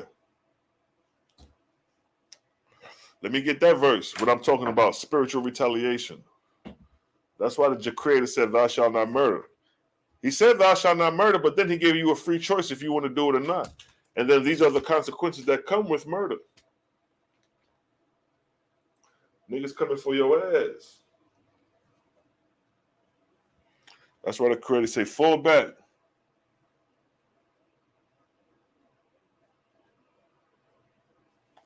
What you saying a lie? Elijah, where's a big man? So when you live a life of purity, that victim you've killed can let go of that vengeance. Yeah. If the person, so when you live the life of purity, even if you live the life of purity or unpurity, because you could live a life of purity and still have vengeance on you. Say you're doing all the righteous things and somebody comes slay your girl, your child, or whatever. You're going to have vengeance. You're going to have hate in your heart, although you live the life of purity. So that's the variables of these things, man. This shit run deep. Ain't shit set in stone. Ain't no twinkling of an eye. You're going to float to heaven and everything is good. Even these Etherians have struggled with the lower heavens and atmospherians at time. Look at Fraggle Patty. Fraggle Patty was an Etherian angel, and he came to deliver hell. And it wasn't no walk in the park for him. He had to struggle with these angels. He had to call for backup, like, yo, give me some backup. These niggas is starting to latch on me. You see what I'm saying? So Jehovah's Kingdom ain't no walk in the park. This shit is real work. This shit is real challenges. You know what I mean? That you got to fix. We got to fix this shit. Ain't nobody coming down to the earth to fix shit. We got to fix this shit. We got all the essential tools to fix us as a civilization, to fix us as a country, to cut poverty and to cut crime. We got all the essential tools. Ain't no angels coming down to do shit at this point. We got all the tools. We got to figure this shit out. And if it comes to the point where we drop a bomb and decimate the countries, that shit gonna rain. That shit gonna happen. It's gonna play out. It's gonna only play out for us to know never to do that dumb shit again for the coming generations to come. Just like when we did Hiroshima and dropped that bomb over there, we're like, damn, that shit caused that. We don't have to do that shit again. But man, now is becoming ignorant and prideful in his thinking and behavior, thinking like, yo, we could drop a bomb on this country and we'll be all right over here. Not knowing the fucking ecosystem, what type of damage that'll create to the ecosystem or the environment. Because you don't know until it's done. You know what I mean? These niggas gonna play with bombs and you don't know what the fuck the reaction is gonna be until you actually do it. These niggas have done cut a hole into the atmosphere. They ain't gonna know that until they do it. They're trying to fuck with CERN, the collider. They're playing with the vortexian energy. The current CERN, that shit they call CERN, that's vortexian energy they playing with. That's what they doing. They're trying to create the Big Bang. Them niggas ain't trying to create no Big Bang. Ain't no Big Bang. What they try to do is they're trying to speed the vortexian current so they can tap into the next vortexian round, so they can go outside of visible light. They tapping in outside of visible light. They move it at a speed where it's going to create a portal for the next atmospheric level. But that's some shit they can't be doing. They ain't got the motherfucking the key to do that shit. That's some shit, nigga. Like what the angels said, like what these niggas trying to do? They trying to crack open the first heaven and enter to get a glimpse of the second. You know what they doing? They don't know what they doing. And whatever dark entity got them doing that, he got an agenda. See, these fallen angels be having agendas. We already showed you in Oaspe how these fallen angels could interfere with mortals, even unto death. So when you look at these elites, these scientists doing these things, yo, they under the control of somebody. Somebody telling them like, yo, go ahead and do this. And if you do that, you're going to open this portal and we're going to go ahead and come on in and show y'all how to do this thing. Be mindful.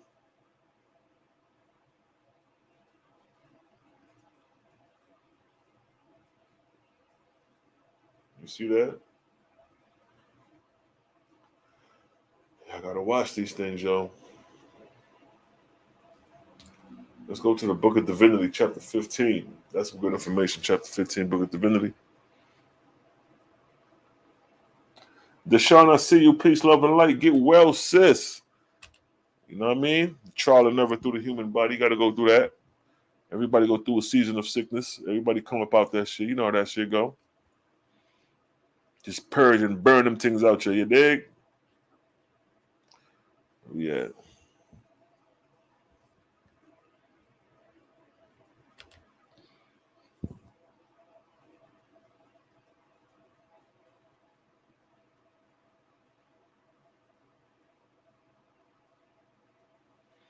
Now check this out. More insight of the deception of these spirits.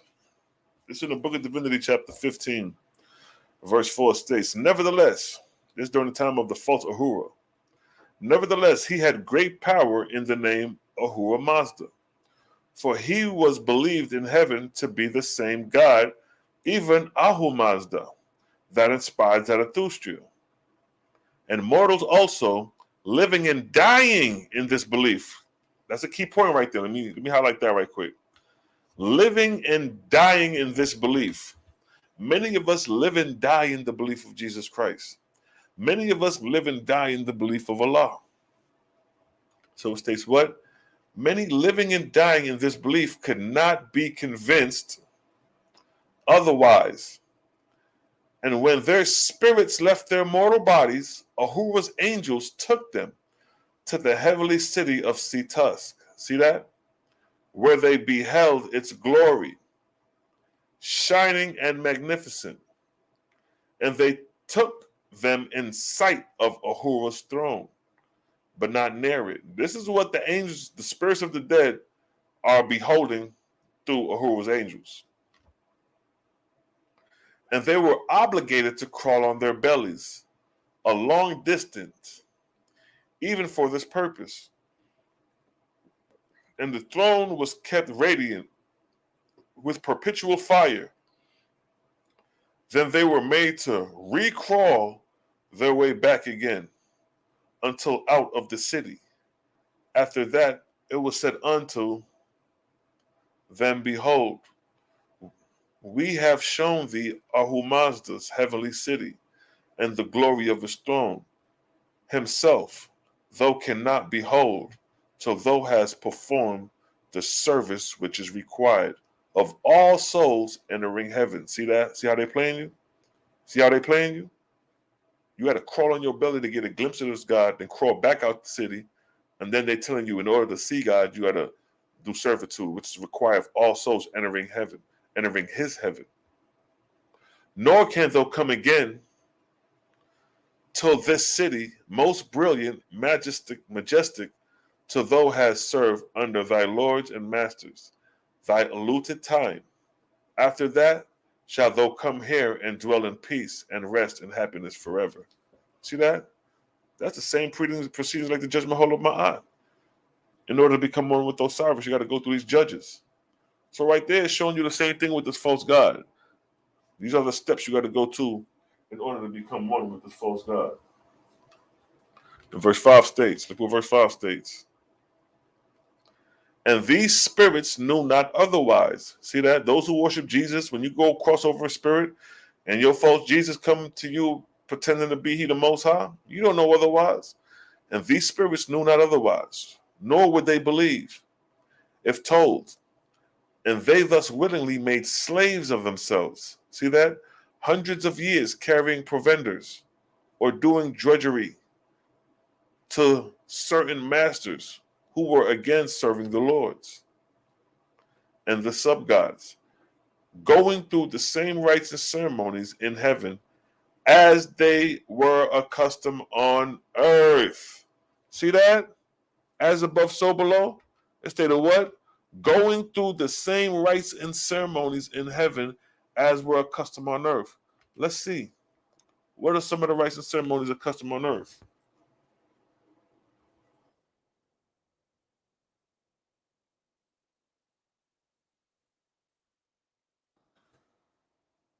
Bam. What do we see here? We see Mass in the Catholic Church. Huh? Look at that. What did the Oaspe say? What did the Oaspe say? Going through the same rites and ceremonies in heaven as they were accustomed to on earth. See that? This is what you were accustomed to on earth. What did the Oaspe say?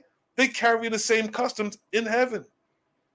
As above, so below as above. That's why they wear the garments. They're mimicking the angels. The robes and the garments, those are the dress code of the angels. That's why we wear garments and robes, because the angels wear them. So again, going through the same rites and ceremonies in heaven as they were accustomed to on earth. See that? But Jehovah provided for all things, wiser than the wisest of gods, wisest God. He created his creation with the door on every side, full of glory and freedom. Out of the earth and atmosphere conjoined, he created animal and vegetable kingdoms. And he created the trees of the earth and the flesh of animals out of these two things, the dust of the earth and the air of heaven. See that? The dust of the earth, and the air of heaven. He created those two things. Huh? He created the trees of the earth and the flesh of animals out of these two things, the dust and the atmosphere.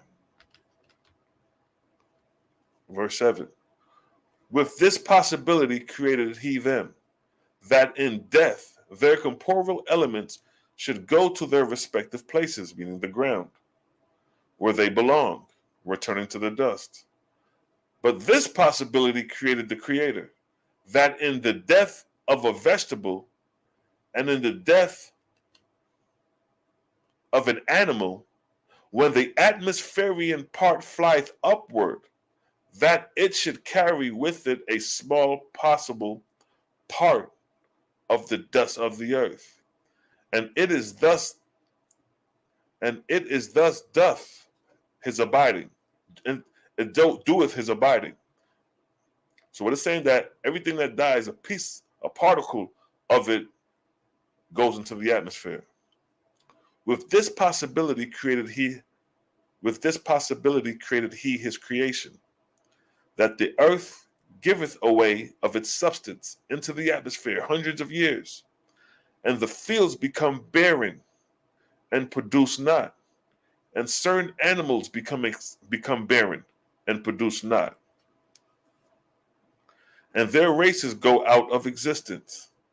And he created man subject to the same forces. And when the earth is in the giving off period, behold, man ceased to desire of the earth. He crieth out to his Father in heaven for the light of heaven, for the light of heaven. All right. And their races go out of existence. And he created man subject to the same forces. And when the earth is giving, read that again. When the earth is giving off period, behold, man ceased to desire of the earth. He cries out to his Father in heaven for the light of heaven. With this possibility created the Creator, the earth and the heavens above the earth, a time for the earth to give off its substance, the which flieth upward hundreds of years, and a time for the earth to receive from the atmosphere surcharged from the regions far away, an addition of substance for hundreds of years. And when it is thus receiving, meaning falling down from the atmosphere, it is called the time of Ajah, because that which falleth condensed is Ajah. See that? Basically like meteorites. So the time of Ajah is like the time of meteorites, the time when things fall from the heaven, sand, oil, molten lava, things of that nature. Huh? The same way snow and hail and ice could fall from the heaven, there's other atmospheric debris that'll fall from the heavens during the time of Ajah. Verse 10, when Ajah cometh upon the earth, hold up, so let me give you an example of what Ajah is. Falling meteorites.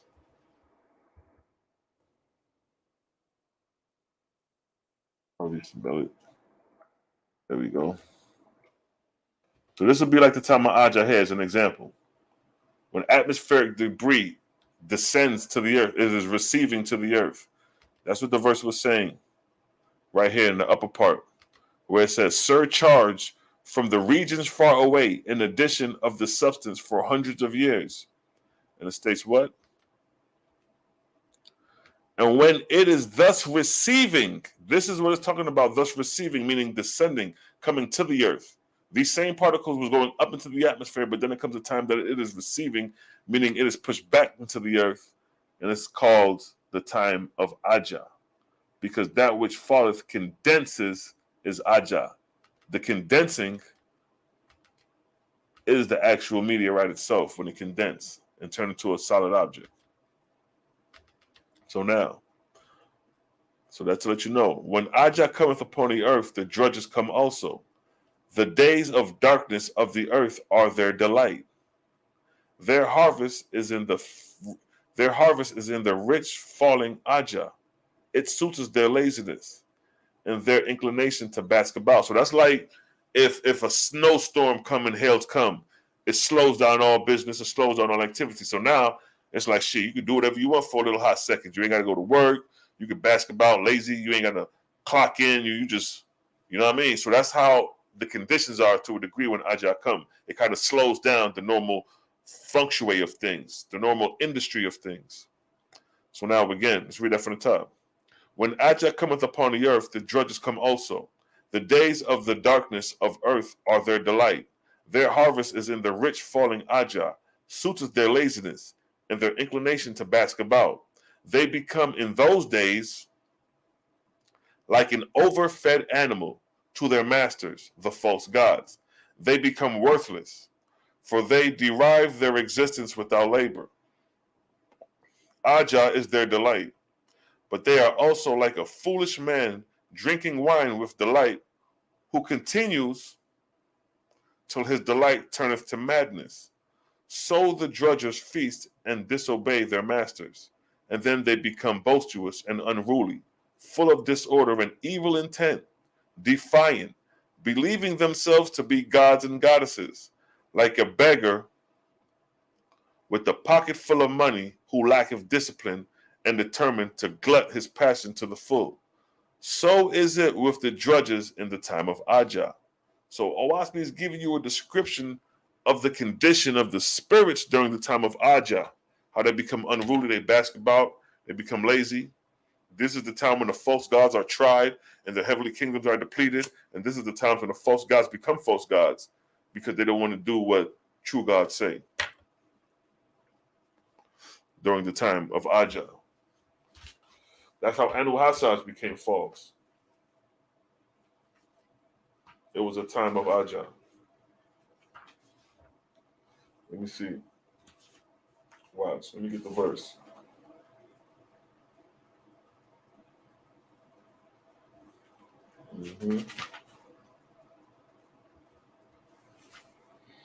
Yes, family. So these are these things. These are atmospheric densities as the Earth travels along its travel around the Milky Way galaxy. They go through these atmospheric densities called Ajah, Jaya, Nebula, and debris is descended to the Earth.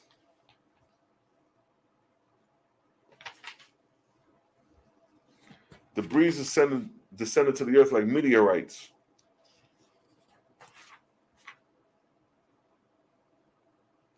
Now, for example, let me as a precept to this. So what we just read is the condition of the angels in the time of Ajah. Now, when the false god became false, it's usually during the time of Ajah. Anytime a false god rises up, it's usually during the time of Ajah. So we're going to show that in the book of Wars Against Jehovah. In the book of Wars Against Jehovah, chapter 8, right?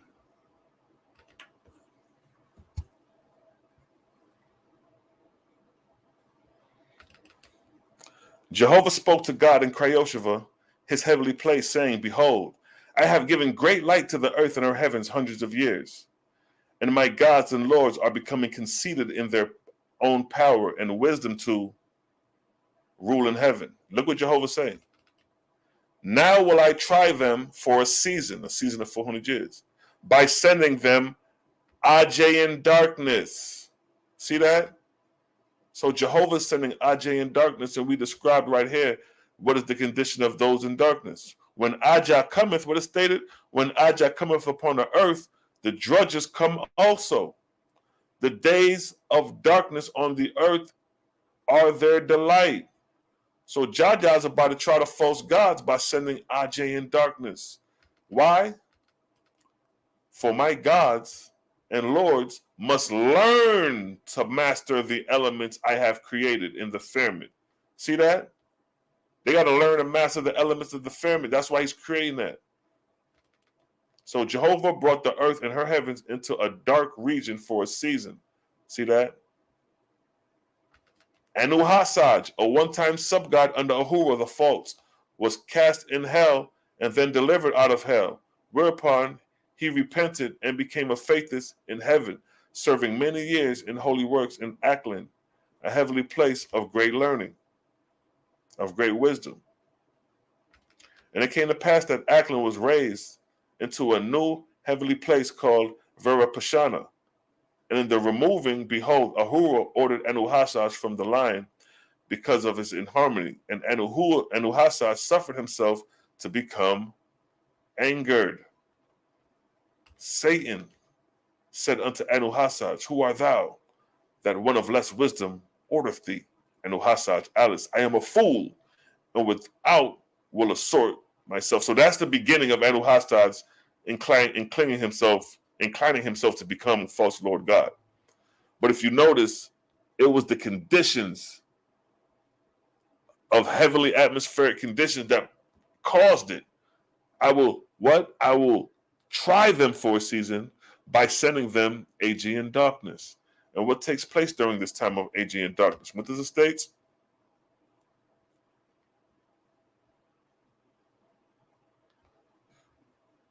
It says, when Ajah cometh upon the earth, the judges come also. The days of the darkness of the earth are their delight. Their harvest is in the rich falling Ajah. It suits their laziness and their inclination to bask about. See that? So this is a time when niggas is bullshitting. And this is exactly what Ajah sent to test them. But I will try them for a season by sending them Ajah. Now keep in mind, this is Anu Hassaj. Now, Luamong and them got tested the same way. Let's get that real quick. Let me show you how Luamong and them boys got tested with Ajah. And instead of doing what True God told them to do, they created that Trinity. Yeah, Jehovah cold with it. He said, I'm doing this to test your strength and ability. This ain't for me. Matter of fact, even before Luamong, he did it with Ball and them. Let me get that. Book of Esther, chapter 11. Watch this. Watch this. Let me show you how cold-blooded this Oaspe is.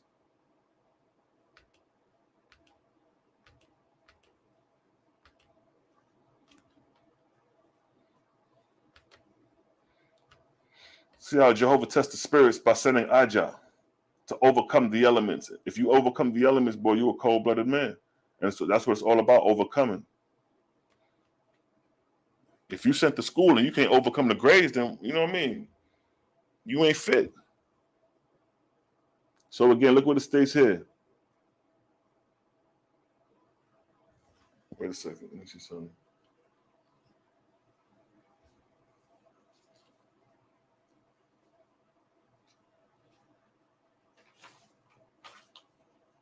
Let me see something before I read it.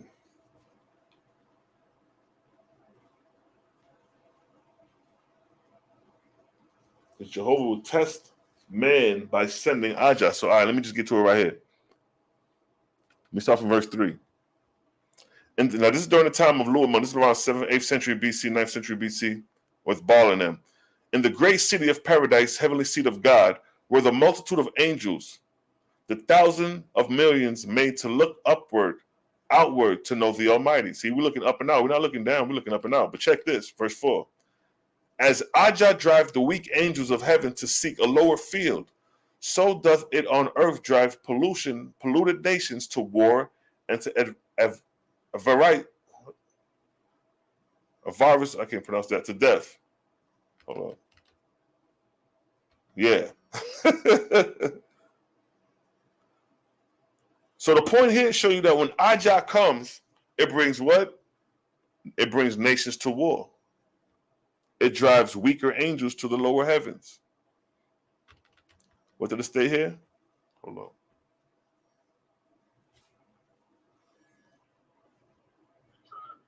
Peace, what's going on, King?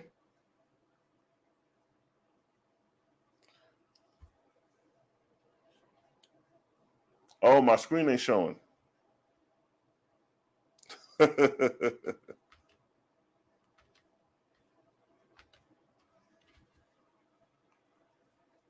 My screen wasn't showing. I got you. That's what it was, right? Oh, you already know. All right, so my screen's showing now.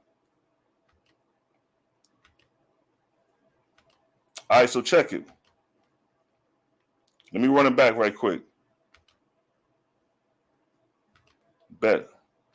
Now that we on board, let me run it back. So we talking about the time of Ajah. We talking about the time of Ajah.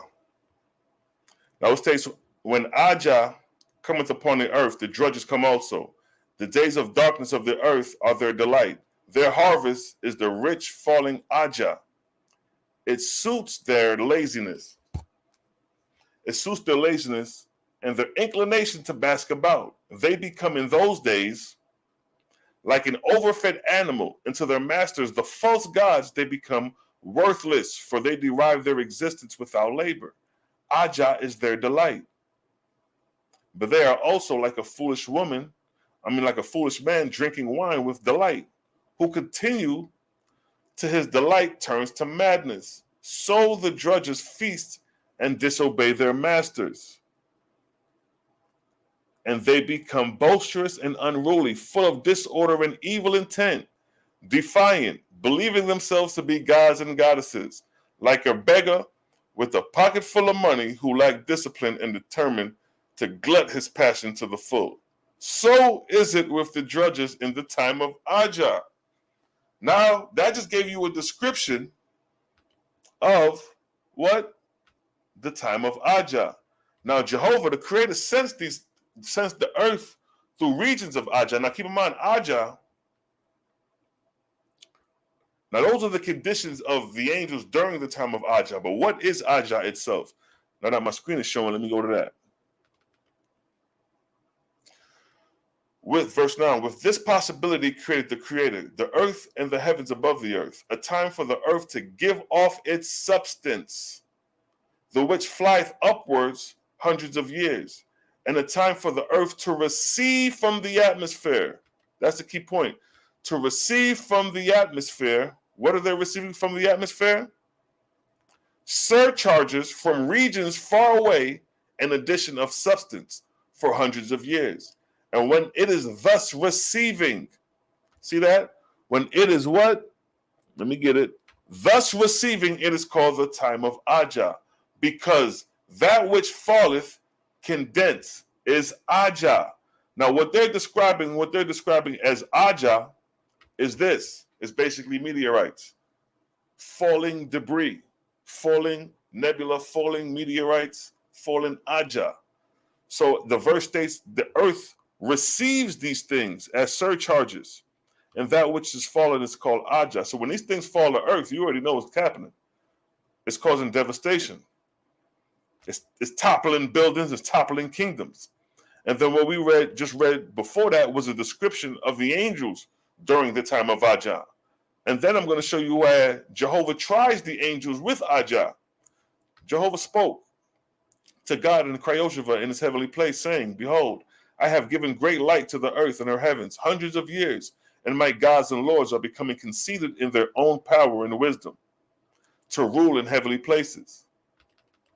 Now will I try them for a season by what? By sending them Ajah in darkness. See that? By sending them Ajah in darkness. What is Ajah?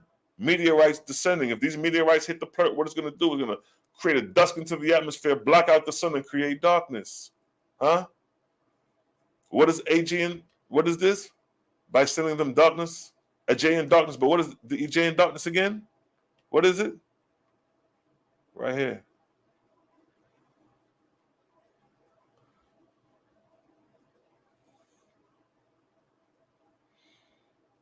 What is Ajah in darkness? It's substance surcharged from regions far away, in addition of substance for hundreds of years.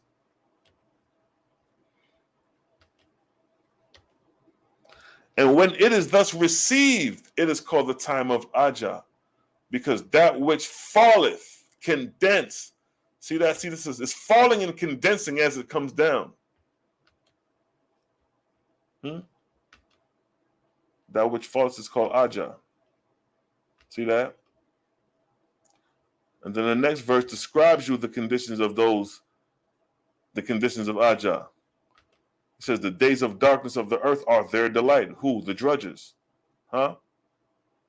It says what? Their harvest is in the rich falling Ajah. It suits their laziness. It's just like a snowstorm. If a snowstorm comes, you ain't got to go to work. You can bask about. This is like Ajah right here. You see that? You see when the snow comes? You see how it looks when Ajah fall? Just imagine trying to go to work in that. You can't go to work. It shuts down everything. Work. So the heavenly kingdoms get hit with Ajah like this. And Ajah's falling debris like this. But the end result looks like this. Huh? Doesn't it look familiar? And what did the scripture say? What did the angels like to do? Their harvest is in the falling richness, is in the rich falling of Ajah. It suits their laziness. See, when it gets like this, you ain't got to do nothing. You can basketball like this guy right here, chilling in the snow. You ain't got to go to work. You get into things, the stores are down, you want to break into the convenience stores, see if the cash register got money in it. These are the intent and the mind state for the criminals during the time of Ajah. You ain't got to go to work. Everything's shut down. So again, it states what? Let's read that verse again. When Ajah cometh upon the earth, the judges come also. The days of darkness of the earth are their delight. And if you notice, when the snowstorm comes, it do be dark. 3 o'clock p.m., the sun ain't shining. And this is snow, let alone what darkness these debris will bring. The days of darkness of the earth are their delight. Their harvest is in the rich falling Ajah. It suiteth their laziness and their inclination to what? Bask about. It what? Suits their laziness and their inclination to bask about. When it snows, that's exactly what you're doing. It suits your laziness to bask about. You ain't worrying about going to work. You chilling. You got this to worry about. You got to get your car out. These are what the false gods got to do. They don't want to do this type of work. That's what Luamung didn't want to do. He ain't want to go about and do this type of work. And he wanted to go about trying another way instead of helping and rendering service in those beneath at the time. But these are the conditions that create false gods when these conditions come. This is what the Oaspe is showing you. This is Ajah. That which falleth and condenses is what? Ajah. So again, it says, it suits their laziness and their inclination to bask about. They become in those days like an overfed animal to their masters, their false gods, and they become worthless, for they derive their existence without labor. Ajah is their delight, but they are also like a foolish man drinking wine with delight, who continues till his delight turns to madness. You already know, shit, a days like that, niggas gonna be drinking in that snow. So the judges feast on their disobeyed their they feast and disobey their masters, and then they become boisterous and unruly, full of disorder and evil intent, defiant, believing themselves to be gods and goddesses, like a beggar with a pocket full of money, who lacks discipline and determines to glut his passion to the full. So is it with the drudges in the time of Ajah. So is it with the drudges in the time of Ajah. Now when Jaja say right here, Jaja say what? Now will I try them for a season by sending them Ajayan darkness. For my gods and lords must learn to master the elements I have created in the firmament. So Jaja's about to try them. The same way he's about to try who? And Uhasa, Luamung and them, Ball and them boys. He says, when yet but the second shower of a dozen years had fallen, mortals in many nations of the earth rushed into war. Even the faithless began to clamor for kings and standing armies, with great captains and generals to lead them on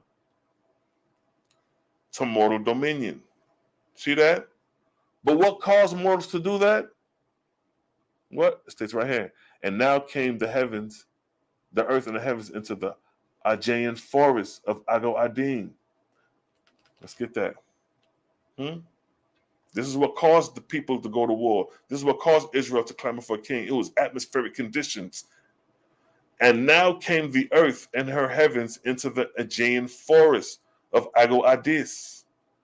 And the pressure was upon all sides of the earth's vortex, even beyond Shinvat. That's the border of the earth vortex. See that? So the pressure, what pressure? The pressure of these meteorites descending down. It broke through the vortex, the belts broke, and it precipitated through. And then it stated what? And the heavenly kingdoms were stirred up, and the nations of the earth were in trial. All this going on while Ajah is fallen. And in the great city of paradise, heavenly seat of God, were the multitude of angels, thousands of millions of them, made to do what? What they do? They looking down, look upward and outward to know the Almighty. We ain't looking downward when we pray. When we pray with our hands stretched outward, looking up and out towards the Almighty Creator, ever present. Verse 4. As Ajah driveth the weak angels of heaven to seek a lower field, so doth it on earth drive polluted nations to war and to advance, to death. And when yet but the second shower of a dozen years had fallen, meaning Ajah, mortals in many nations of the earth rushed into war. Even the faithless began to clamor for kings and standing armies with great captains and generals to lead them onward to mortal dominion. See that? So through the fall of Ajah is when Israel started going against the Creator. The Israelites made a mortal king, and by their behavior said, rather man than Jehovah. Behold, we will have the Lord with us to fight our battles. And this is where Baal gained inspiration over the Israelites. And Baal, god of the adulterers, heard and saw the glory in the courts. And he hastened to the scene with millions of his angel slaves to inspire the Israelites to glory in the Lord and God who he assumed to be. See that? So when Ajah fell, right here, because he says, now came the earth into the Achaean forest, and then these debris, these meteorites precipitated to the earth, creating conditions like these.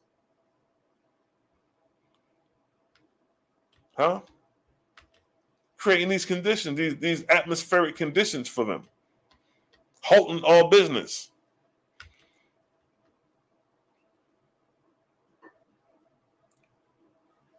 See that? And this is during the time of Luamung. This is during the time of Baal, because Baal is the god who gained dominion over the Israelites, as it states here. And Baal, god of the adulterers, heard and saw and gloried in the course, and hastened to the scene with millions of his angel slaves to inspire the Israelites to glory in the Lord God, who he assumed to be. So in this instance, during the time of Ajah, Baal assumed to be the god over Israel and a false god in dominion. But during this time was Anuhasaj, when Ajah said, I will try them for a season by sending them Achaean darkness. And who rose out during the time of this? It was Anuhasaj. So when the fall of Ajah comes is when a lot of times false gods raise up. So now let me find when Luamung became the false god. So we got Anuhasaj, we got Baal. All those became false gods during the time of Ajah, during the time of falling debris, creating conditions in their atmospheric kingdoms as such. Now, let me see. Verse 13. Book of Esther, verse 13. Let me see. So we got Baal being influenced by Ajah. Let me put it up here. And the earth came through Achaean forest. Then we got in the book of Wars, Anuhasaj. Baal over here. We got Anuhasaj over here. Now will I try them for a sin of my son of Achaean darkness? So I'm getting all those verses lined up just to show you what caused these false gods to become false. It was a test by the Creator, and them niggas failed the test. Basically, true God passed the test because he stayed true God throughout the fall of Ajah. But those who was under true God, them niggas couldn't take it. He says, yo, we got to be a better strategy than this to move forward. They ain't want to listen to what true God had to say at that point. They're like, bro, the light of the Father ain't with you no more. Why he gonna let the kingdoms get depleted like this under your watch?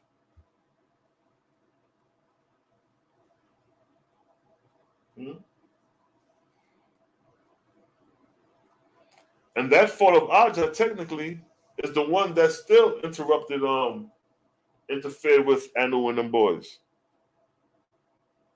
Luamung. Not Luamung, Jabril. Baal. Yeah, that's the same verse. Yup. So this right here, this scenario, and now came the earth and heaven into Achaean forest and created them to fall. It says, as Ajah driveth the weak angels of heaven to seek lower fields, so do on earth drive pollution nations to war. And then Baal gained dominion over the Israelites during this time of the fall of what? Of the fall of Ajah.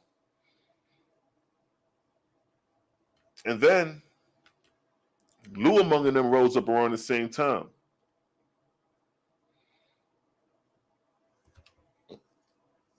Luamung and them rose up around the same time right here.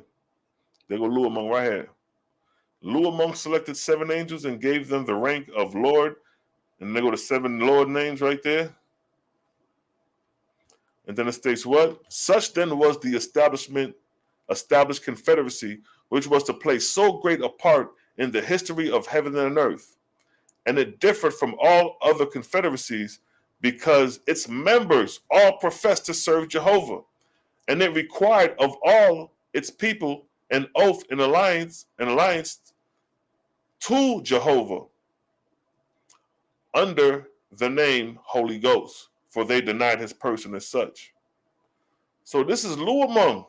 They did this during the time of this same shower of Ajah right here. And it came the earth and the heavens into the Aegean fields, the forest. And what takes place during Ajah? What does it say? The angels like to bask about their delight in the rich fall of harvest suits their laziness to bask about and inclination to bask about. So it's giving you a description of what goes on during the time of Ajah with this verse. And then in these verses, it shows you when they came, when Ajah came to the earth and these false gods became false gods due to the fall of Ajah.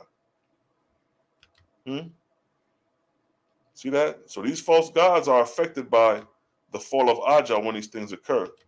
So it ain't like these niggas just becoming false gods out the blue. It's actual conditions, atmospheric conditions that creates situations for them to choose whether to stay with true God and work it out, or they'll try another way to go ascend and end up falling from the ways and becoming a false god. So it's crazy. K-Lot-C was good.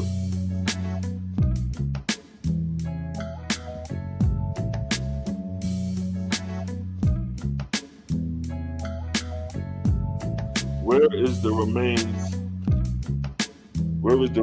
of the asteroids in Tiamon's crater? Who's to say? Well, I'm sure they took specimens and particles of the rock and probably, tested it in the laboratory to see. You know what I mean?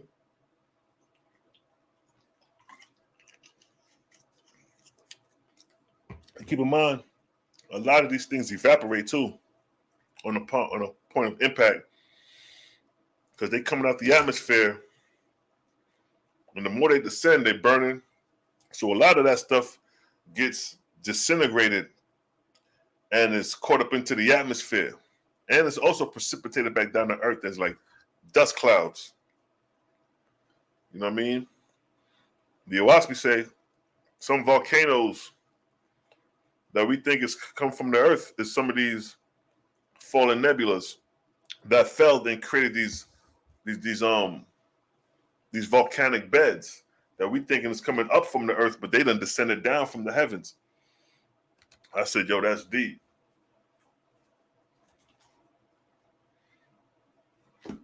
Yeah, it talks about Ajah like that. See if I can find that verse.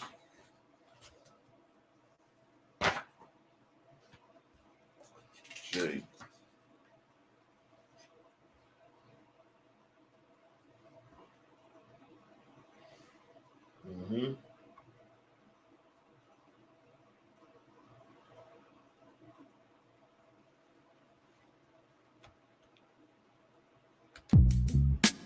Yes, family.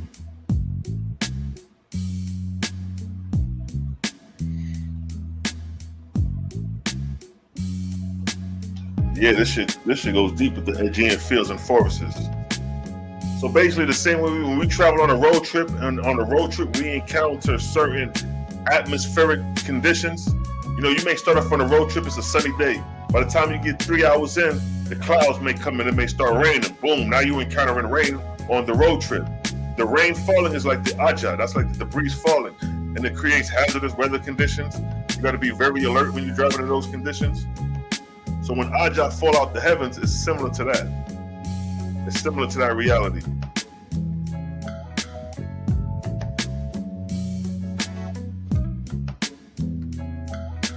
Yes, evaporated and melted as water, huge ice, exactly.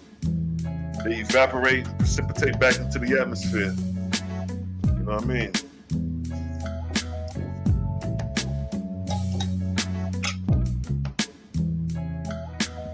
Hold on, family.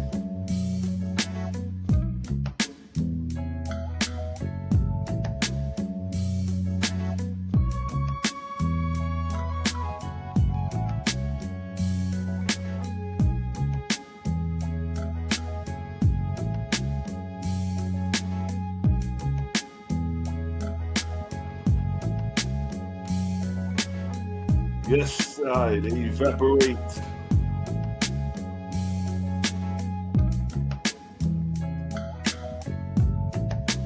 That's the interesting about Ajah and the Oaspe. It's everything. A lot of times these false gods become false gods through situations and conditions. It's not like they just wake up wishfully thinking like I'm gonna become a false god today. It's circumstances and situations that make them become false gods. That's why you gotta stay on top. So Jehovah may put you in a predicament where, yeah, everything is going good right now, but then he may test your abilities to maintain his faith when things are not going so good. You notice a lot of celebrities, they'll say God is good because things is going good for them. They got their car, their house, everything is going good. But as soon as something goes wrong, they say, God, why did you let this happen to me?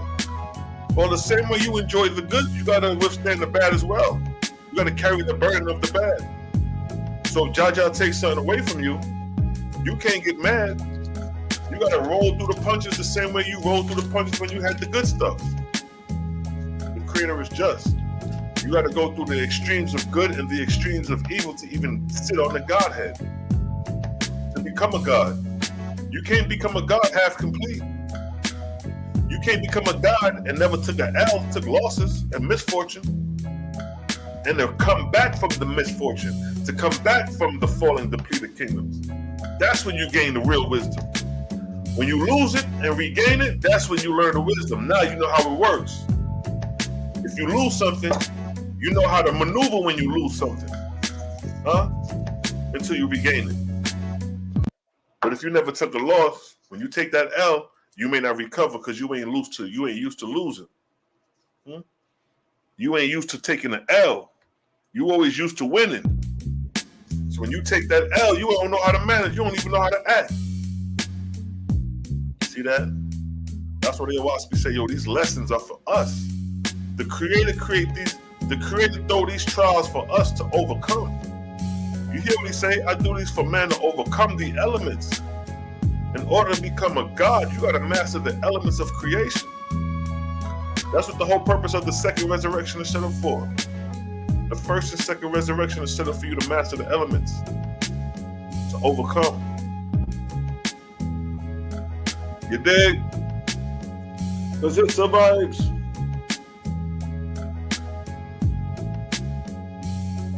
Yes, family, I gotta check that movie I'm talking about out. Because it survives, vibes.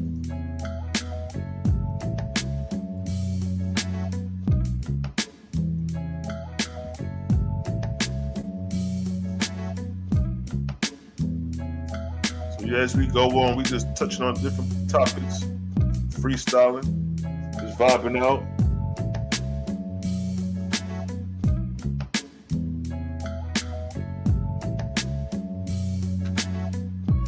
So where would I go if I'm GDK, nigga? What's that? GDK? What's GDK? You talking about Gangs of Disciple Killer? That's what you talking about? What is GDK? What GDK you referencing? Because it's a lot of GDK slangs. GDK I know is Gangs of Disciple Killers. That's what you're referring to? Because if that is what you're referring to and you're still active in the streets and you get caught out there, then yeah, you're going to Pine Soul Heaven, my nigga. You're going to Pine Soul Heaven.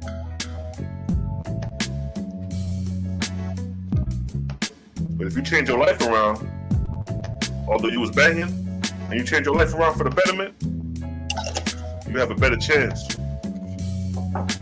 But if you got blood on your hand, if you don't took life from banging, if You done took somebody's life from gangbanging, and you still active, and you get caught out there? Yeah. Power soul heaven is your reality. I'll tell that to the young homies out here all the time when we have these discussions. So you get out there, you get caught out there, but y'all niggas don't know what the fuck goes on after you die. You don't know shit about that. Y'all niggas just out here playing Russian roulette with this gang shit. Y'all just taking lives not knowing the outcome of what goes on with life after death. You niggas don't have a clue about life after death, and niggas out here catching bodies not knowing what they creating for their soul after death. I go straight to the jugular vein when I talk to them cats. That's right, Yare. Pond soul heaven is where them niggas is headed. Y'all niggas keep taking lives by gangbanging. Y'all keep cutting short y'all lives, man. Y'all niggas is creating situations for y'all that y'all ain't gonna be able to work your way out when you cross over in spirit. Y'all creating circumstances and situations that's gonna affect you 30, 40 years from now in spirit. You got motherfuckers that was caught up in hells 300 to 400 years prior to them. So just imagine you fought in a civil war in the 1800s and you died in war. There's spirits still lingering on the battlefield from those wars, huh?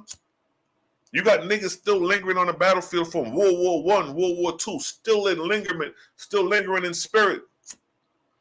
From those times, from the 60s, from the 40s.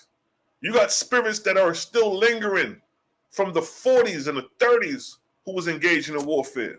So just imagine all these new niggas gang banging today that's taking live left and right. Every day you turn on the news, somebody getting murked. These niggas gonna be lingering in spirit for a very long time. They don't even know the condition that they created for themselves.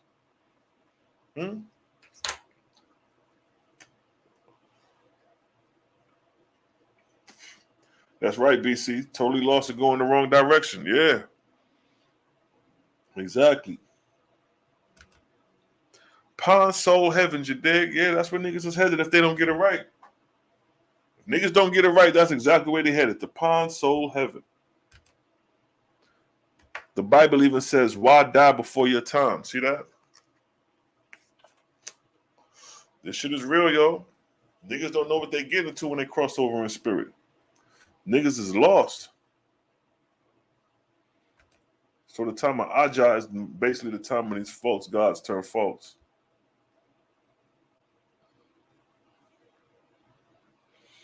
They creating all these situations for themselves only to be crossed over, when they cross over in spirit, to be spirits of darkness, drudges.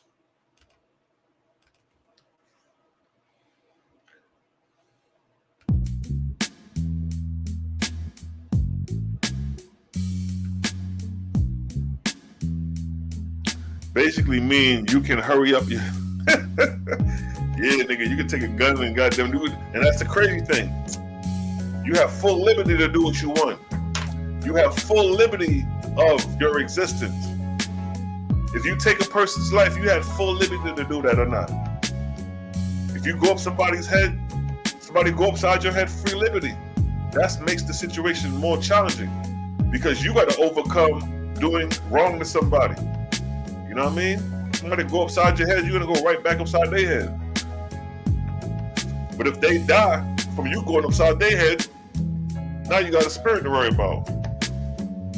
See what I'm saying? People carry their prejudice and spirit with them. So if you was prejudiced on earth, you're going to be prejudiced in spirit. In heaven, you still going to carry that hate in your heart. I read that in the Oaspe, I was like, damn, okay. You're going to still carry some of that prejudice and that hate with you when you cross over in spirit.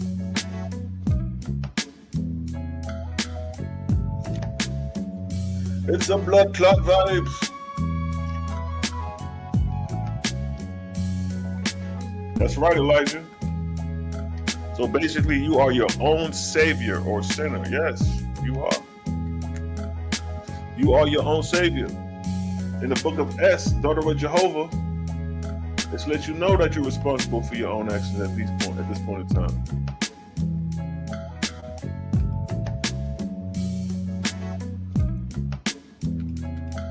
Like it states right here.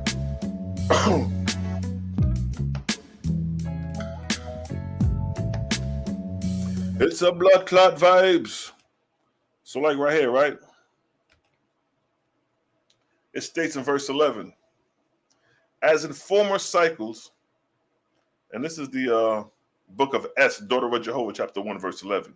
As in former cycles I sent unto the nations separately, so in Cosmon, present time, I shall not send separately, but unto the whole world. As in former cycles I sent leaders and commanding gods, so in Cosmon I shall not send either earthly leader or worshipful God.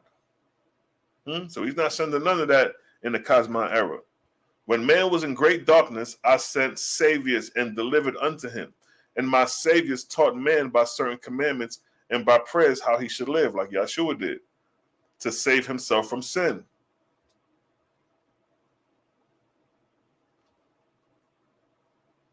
But what?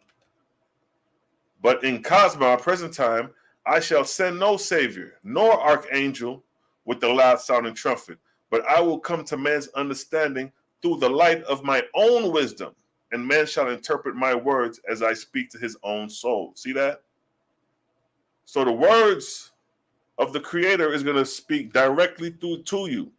He says, through the light of my own wisdom, and man shall interpret my words as I speak to his own soul. So coming back to the question, yes, you are your own savior. Because the Creator is going to speak directly to your own soul what you need to do. And such shall be his what? Sacred words. See that? Man shall pray to me and speak to me what? In his own way, and not according to the dictation of any man, nor priest, nor sacred book, except the book of my creation. See that? Neither shall man longer accept any of the former revelations and bow down unto them. For as I was sufficient unto the ancients to speak to them that were good for them, even so will I speak to my chosen of the Cosmon era, that which is good for them. See that? So yeah, you are your own savior. Ain't nobody hopping out the sky to save shit. You gotta come out here and save your own ass in these days of time.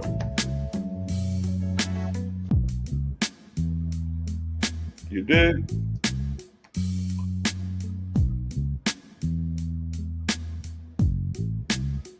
That's right. We getting it in. We getting it in because it survives.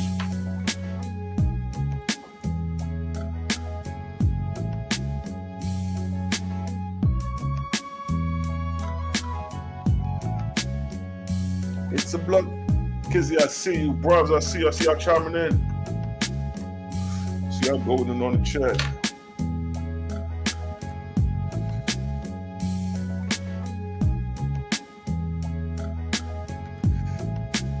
Yes, even suicide is a choice, yo. Shit run deep, yo. You have spirits that'll inspire you to suicide in the Oaspe. Talk about that. I said, damn, nigga. It gets greasy up in here.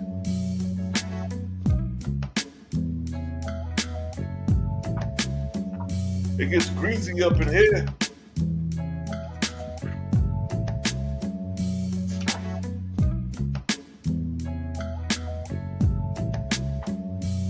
I'm talking about suicide. Watch this. 124:14. 124:14.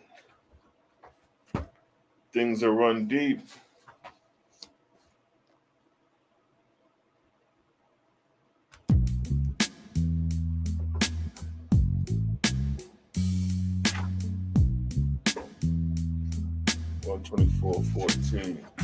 It's a vibes.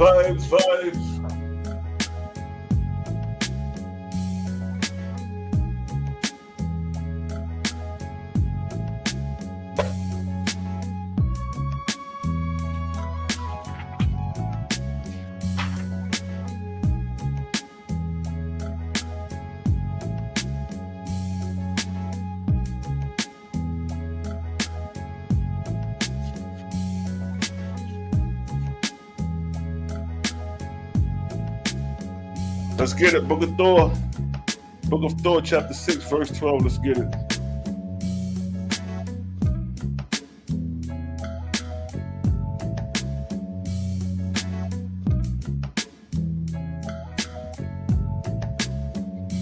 Hits the vibes.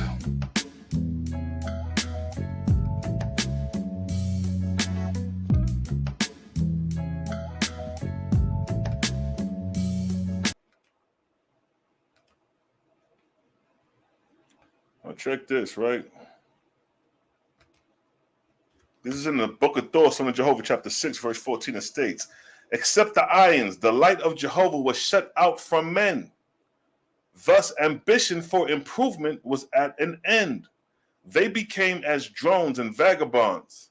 And when they died, their spirits continued to lie about in the places of their mortal life. And many of these spirits persuaded mortals to suicide. See that? And many of these spirits persuaded mortals to suicide. Huh? So when somebody's feeling suicidal, now you know where the inspiration is coming from. When someone is feeling suicidal, now you know where the inspiration is coming from. Because many of these spirits persuaded mortals to suicide. See that? And they kill themselves by thousands and tens of thousands. Nor were there courage more amongst men to endure anything under the sun that they wanted to be with the spirits of the dead, to talk with them, to see them, and to be rid of earth trials. See that? This is the reason why Osiris had to come and stop spirit communion, because of this suicide being persuaded by these angels, and they was killing them. They was committing suicide by the dozens, by the thousands. And this is why Osiris came, to stop that shit. He's like, all right, y'all niggas done went too far. We're going to stop spirit communion, and y'all niggas are going to become natural philosophers in science. And that's what Osiris brought. So the Oaspe is showing you the rise and fall of mortals through their lessons. So again, it stated what? And many of these spirits persuaded mortals to suicide. So when y'all talking about suicide, understand where the inspiration is coming from. Yes, family is real. See, the Oaspe got answers for a lot of shit. You dig? So we say, so spirits walking around Chicago, bruh. Not only are they walking around Chicago, they are inspiring people to do what they do. Now, look at the question you asked. Now, watch this.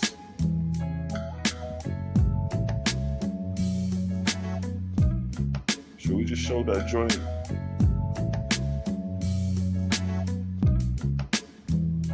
So you raised a question. You raised a question. So spirits walking around Chicago. I said, bro, not just Chicago, but all over.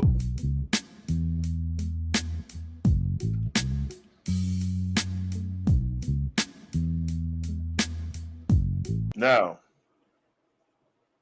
it states here, what? And many of these heavenly kingdoms, there are wars and anarchies, where the angels torment one another endlessly. See that? Where the angels torment one another endlessly. That's what's going around with the spirits walking around Chicago. They warn. They at war. Huh? They at war with each other. Nor will these false gods and false lords and their subjects admit that there are higher heavens than their own. But this is the verse 14 right here. Are there spirits walking around Chicago? Indeed. It says the wars in heaven inspired mortals to war on earth. Gang activity is war.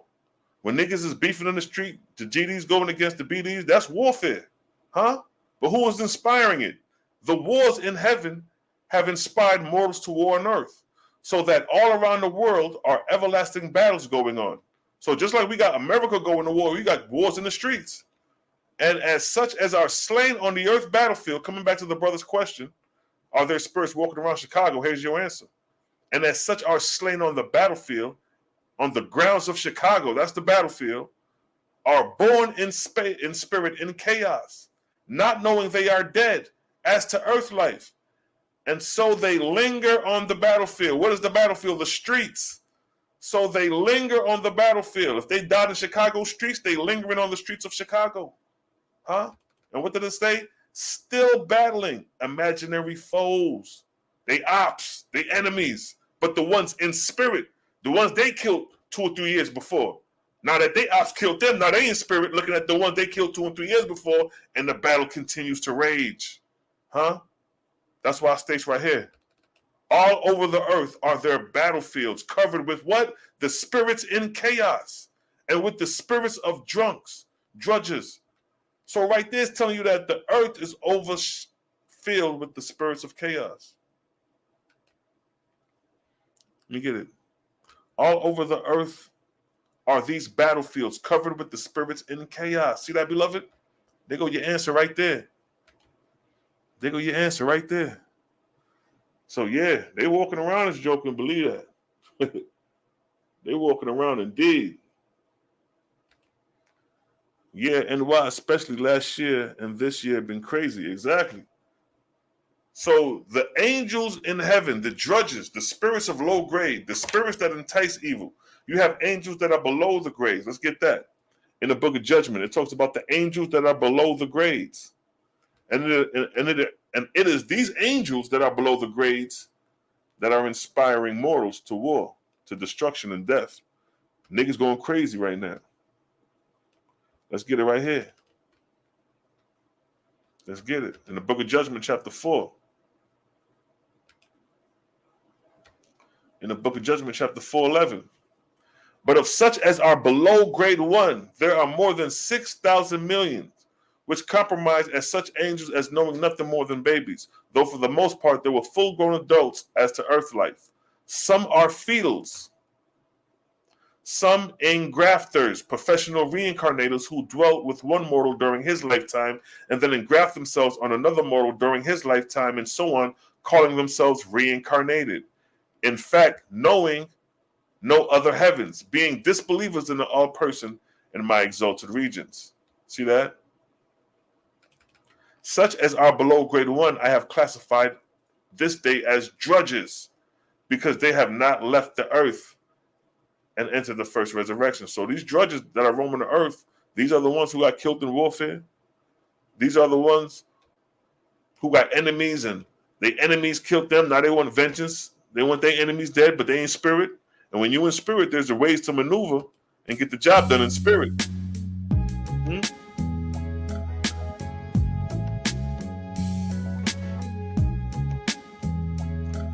These spirits walk around every day, every day. If you could get a glimpse of the spirit world, when you're outside, you'll be shocked to see the spirits of the dead lingering around like we lingering today. The same way we walk around and wake up every day and figure out what we're going to do today is the same way the spirits of the dead is moving in spirit, outside of visible light. Because remember, the spirits of the dead exist outside of visible light. Visible light is 400 to 700 nanometers. The spirits of the dead exist outside of that.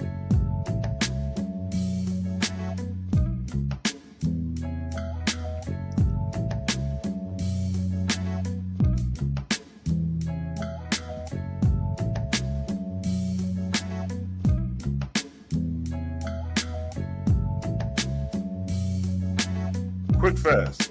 See the spirits of the dead? They exist in this spectrum right here.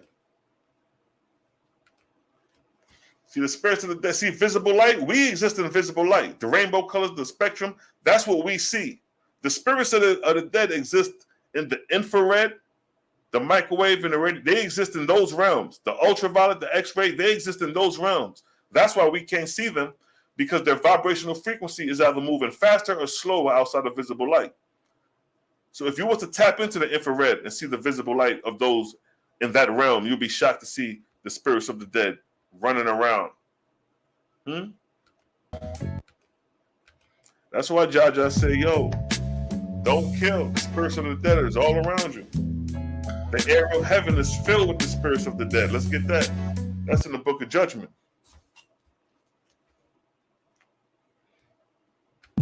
Let's get that.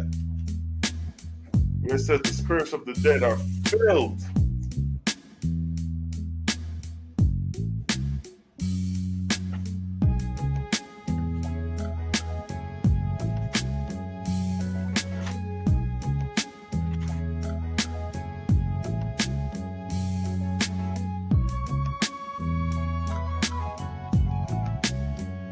It's a vibes. Yes, family.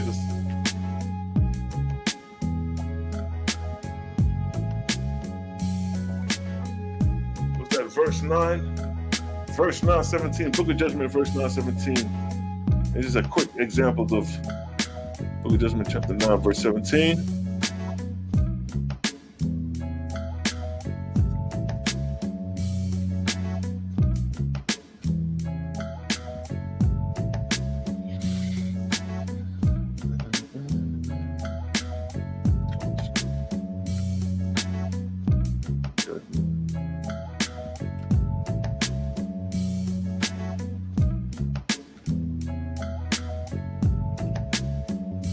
It's a vibes.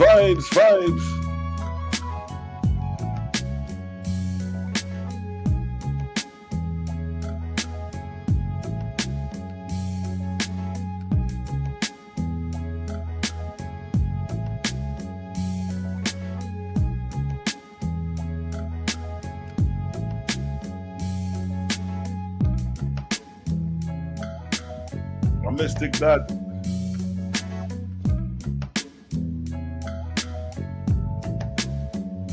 it's a vibes. 12.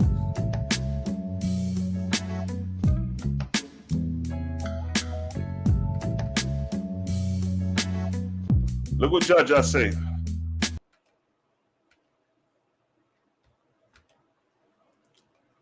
Ajah say this, right? It's in the Book of Judgment, chapter 12, verse 17. I fill not the air of the firmament with angels scattered about, but I give unto them regions habitable and home-like, and I grade them suitable to the resurrection of the spirits of the dead. See that? So it says, I fill not the air of the firmament with angels scattered about, but I give them regions. I give unto them regions habitable and home-like. See that? Habitable and home-like. If you got a good grade in spirit, nigga, that's where you heading, to a place habitable and home-like. Just like you live now. Habitable and home-like. As above, so below as above.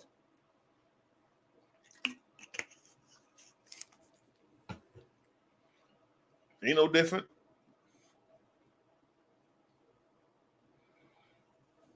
Ain't no different.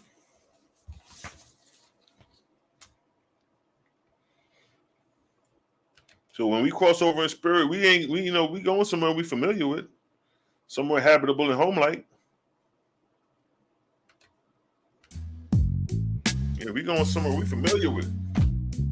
So when you wake up in spirit and find yourself somewhere habitable and home-like, you're going to be like, dang, this shit real. Yeah, you're going to be believing it. Everything we saying now, if you in denial and you cross over and be like, damn, them niggas was saying this shit while we was on earth. How they know that? Because it was here the whole time. The revelation was revealed. You just ain't never take it serious. You thought this shit was play. You thought this shit was a fairy tale book until you cross over in spirit and realize all these things are real. Because the realization that they're showing you of the spiritual world is right here on earth. They're showing you that the things that you go through on earth is a similar parallel in heaven. So when you cross over in spirit, don't be surprised and shocked. It makes plenty of sense to me. Because it survives.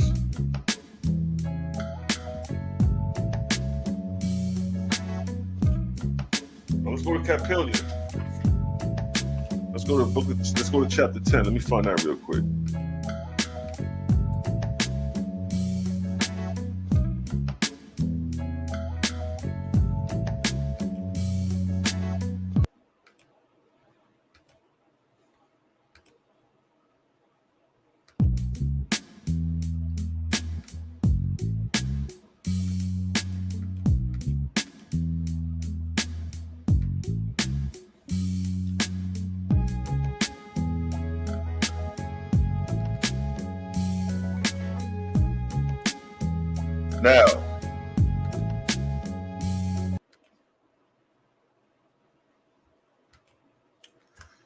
Now this is the prophet Capellia talking, and he states this. This is the book of the Ark of Bond, chapter 10, verse 13, where he states, Capilius said, if a man will not think for himself, examine for himself, the Creator suffereth him to be the recipient of lies. He is a wise man who hath attained to disbelieve in angels and men, for then will he turn to the Creator, who is all truth. This is the beginning of wisdom. Some fair men with stunted souls, who look not about doing good in the world, require the serpent's fang in order to make them think. See that? Some niggas got to go through hell before they become conscious. Now here's the question the king raised. The king said, I have killed many men in my day. Saidst thou, I have sinned. Capilius said, inquire thou of the Creator. I am not thy judge, nor any man's. The king asked, if a man be killed and his soul live, then the killing amounts to little. We put away the body, but the soul may come back and retaliate. See, that's the question he asked right there. So he killed a man. By killing a man, you put away the body. But he said what? He says, we put away the body, but the soul may come back and retaliate. Is it not so? Huh? That's the question. The question is, the soul may come back and retaliate. That's what you got to be mindful of for killers. For everybody that's out there that want to be a gangster, everybody out there that want to be a killer, or if anybody has taken life and have not paid the consequences for it as far as facing jail time, this is more worse than jail time, because now you have to worry about what? The soul may come back and retaliate. You may kill a man and do your whole life in jail, then die in jail, and then got to worry about the nigga you killed in spirit. Huh? That's a double death. This is why the Creator said, thou shalt not murder and kill, because the soul may come back and retaliate. Huh? So that was the question asked the prophet. Can the soul come back and retaliate if we kill a man? And look what the answer is.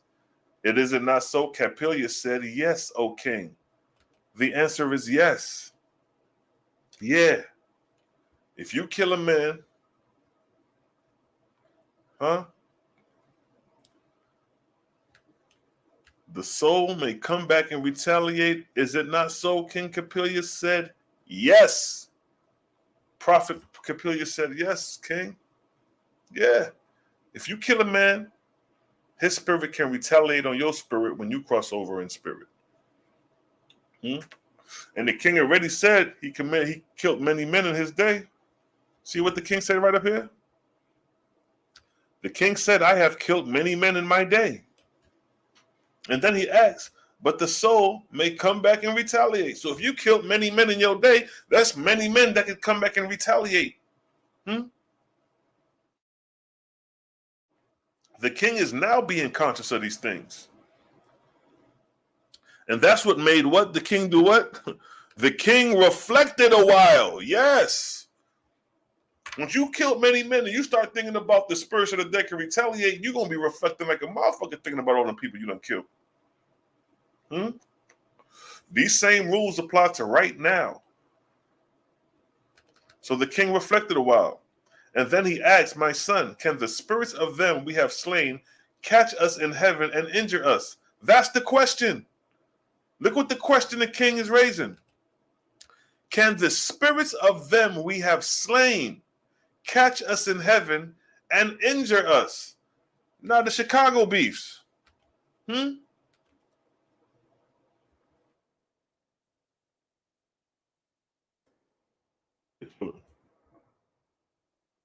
spelled it wrong.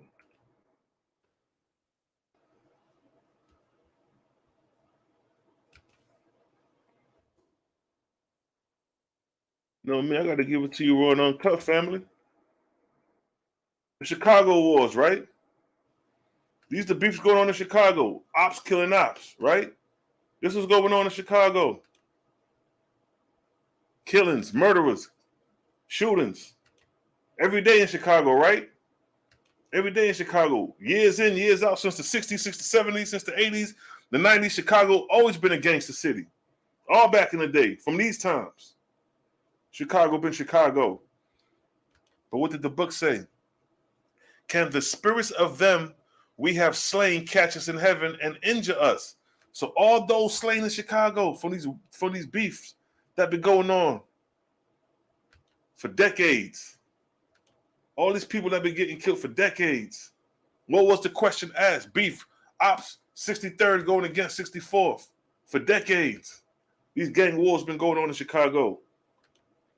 But what did the question was asked?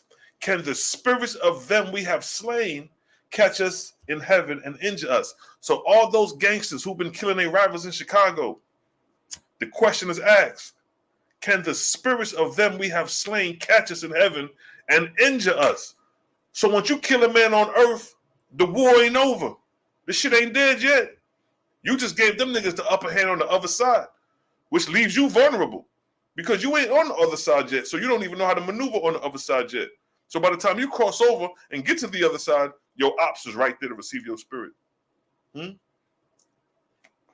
Can the spirits of them we have slain catch us in heaven and injure us? What did Capilia say? What did he say? What did he say? Yeah, okay. Yeah.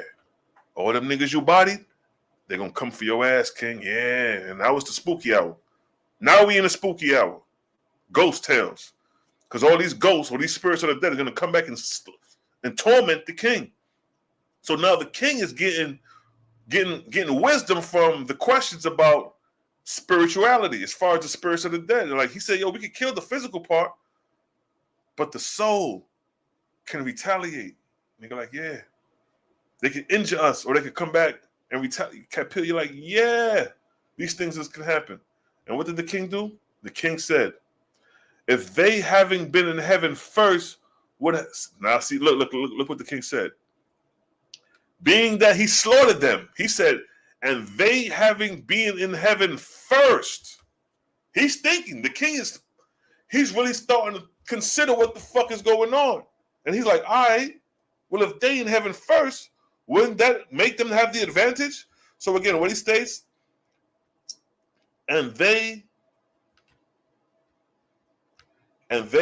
having been in heaven first would have the what? The advantage in battle. See that? And if they go in gangs and have a leader, Satan, they might do great harm. Know thou, Capilia, I have a great secret for thy philosophy, which is when death draws near, we begin to shake in our soul. So he asked the question, can they retaliate first? Would they have the advantage? Nigga like, yeah. So the king is like, damn, I'm starting to shake in my soul because if this shit is true, I'm fucked up. He said, start to shake in their soul as to what we have done all our lives. See that? So the king then took men during his life. So now he's starting to shake in his soul considering these things. Sometimes I think of saying to Dias, because that's the false god he's worshiping, here I will pray thee, but then I remember I have no merchandise which he would accept. How strong are we in health and prosperous, and how weak in what? In adversity, in death. Says thou prayers would make my case stand better in heaven. So again, you have the king who done slaughtered men asking about, can the spirits retaliate? That was his first question. He said, what? What was the first question? Right there. He says, if a man, if a man be killed and his soul liveth, then the killing amount to little. Huh? We put away the body, but the soul come back and retaliate. See that? But the soul come back and retaliate. Is it not so? And he said, yes, okay. Yeah. And then he said, what? Can the spirit of them we have slain catch us in heaven and injure us? And he said, yeah. Right here. He said, yeah, king. So he got two answers right there. He got two answers right there. The first one is, The first one is the soul may come back and retaliate. The second one is can the spirits of them we have slain catch us and injure us in heaven? And both of the answers were yes. So this is what made the king become trembling in his bones. And this is why the Creator says, thou shalt not murder, thou shalt not kill, because of these great afflictions that the angels of heaven got to bear. So all those wars in Chicago since the Al Capone days leading up to today, look how many spirits of the dead are lingering. Look how many people who done died and are in hells and knots because they done captured their enemies in spirit and put them in places of torment, which they have created. See that?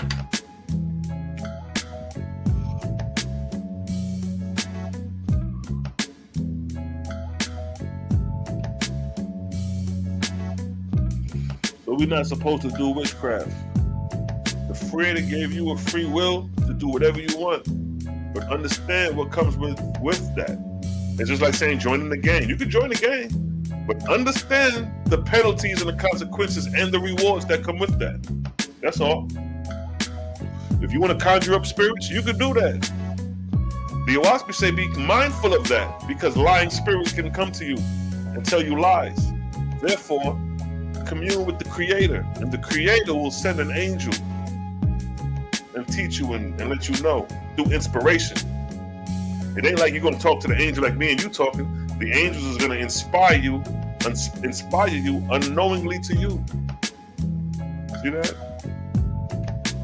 You may have an inspiration and all of a sudden do something, and you're like, damn, where does inspiration come for me to do this? Not knowing you ain't being inspired by the angel.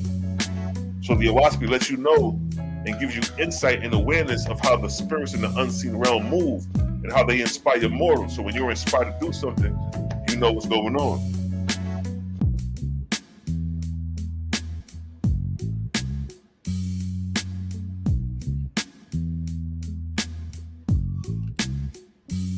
I have an altar and feed the ancestors. No doubt that been going on. In the Korean West Indian, that been going on. I remember my mother at New Year's, they call it All Year's Night, when they put out bread and food for the spirits of the dead at the ending of the year. You know what I mean? I used to see my mother do this shit, so I know exactly what you're talking about. I come from that.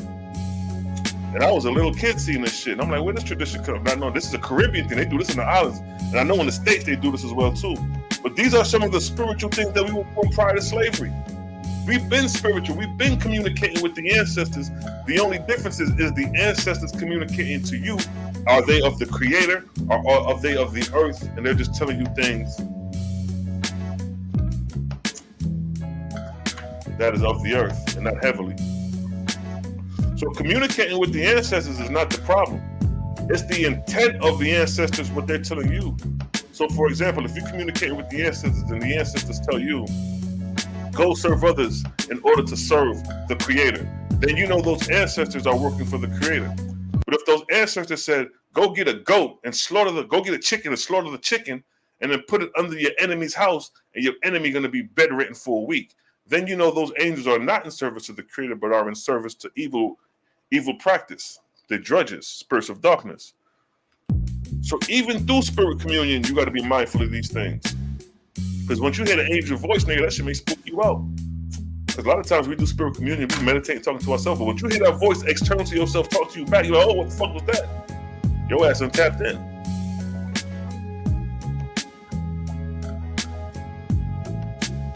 Yes. So all them souls retaliate against the lynching and slavery. Yes. Slave master in Pansall heaven right now. I'm trying to tell you. So all that shit slave master did to the slaves, he ain't get away with that shit. He in Pansall heaven right now. Pansall heaven is where slave master at. Because the slaves is on his ass. Huh? The slaves is on his ass. They ain't letting go of that shit. If somebody killed your forefather, your mothers, and your children and all that, hung them, and you see them niggas in spirit, oh, it's fair game now. I got your ass. So all them slaves that did that dirty shit to slave master, to slave master, all the shit slave master did to the slaves, he paying for that shit in heaven. Believe that. What you reap on earth, you're gonna sow in heaven, good or bad. It's the vibes, vibes, vibes. So let me give you an example of that. I'm going to give you an example of that right there. So all the souls retaliate against the slip. Now, I'm going to read you a verse to that right here. I'm going to show you how potent the Oaspe is to your question. We're going to go to the Book of Divinity, chapter 17, and we're going to start at verse 5. Let's go to the Book of Divinity, chapter 17. Watch this, to your question. Book of Divinity, chapter 5. No, Book of Divinity, chapter what? Chapter 12, verse 5.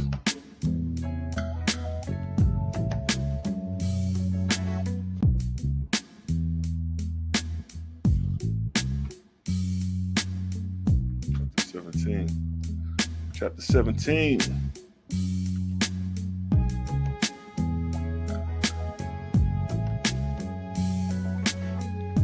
Now, here we go to your question. So all them souls retaliated against the lynching of slave masters. Now let's answer that. Let's answer the Dave question. Now watch this. I'm gonna keep the question on there. What I read. So check this, right? Now keep in mind, look, it says in the last month of the year of Ajah. Remember what I described about Ajah? It's falling debris, falling nebula, falling meteorites. So look, this verse gives you an example. In the last month of the last year of Ajah, even while God, Jehovah's Son, and his Lord gods, and his lords and sub-gods were proud of heart that they should carry the earth and her heart and her heavens through safely, though they met sore trials. This then is what happened. Look, a comet came within the earth vortex. Is not that what I showed you? Do I still got the comet? Let me get the comet back up here. Well, comet. This is a comet. Huh? What did it say? A comet came within the earth's vortex and was drawn in, even as a floating drift is drawn within a whirlpool in a river. The substance of the comet was condensed and fell on the earth in mist and dust. Huh? This was falling to the earth. Huh? Huh? That's Ajah. Huh? It may be kind of big, but you shrink it down, you get an idea. And then it said, fell on the earth in mist and dust and ashes, and the earth and the heavens above the earth were in darkness 12 days. And the darkness was so great that a man could not see his hand before him. That's how great the darkness is from the fall of this comet. So if a comet like this was to impact the earth, oh yeah, we're going to see days of darkness for sure. Huh? We're going to see days of darkness for sure. So that's what they said. What? Let's read that again. What? A comet came within the earth vortex. There go the comet within the earth vortex driving down. And then what happened after that? And was drawn in, even as floating drift is drawn within a whirlpool in a river. The substance of the comet was condensed and fell on the earth in the midst, and dust and ash on the earth and the heavens above the earth. And there was darkness for 12 days. And the darkness was so great that man could not see his hand before him. That's like me doing this and I can't see my hand. That's how thick the darkness was.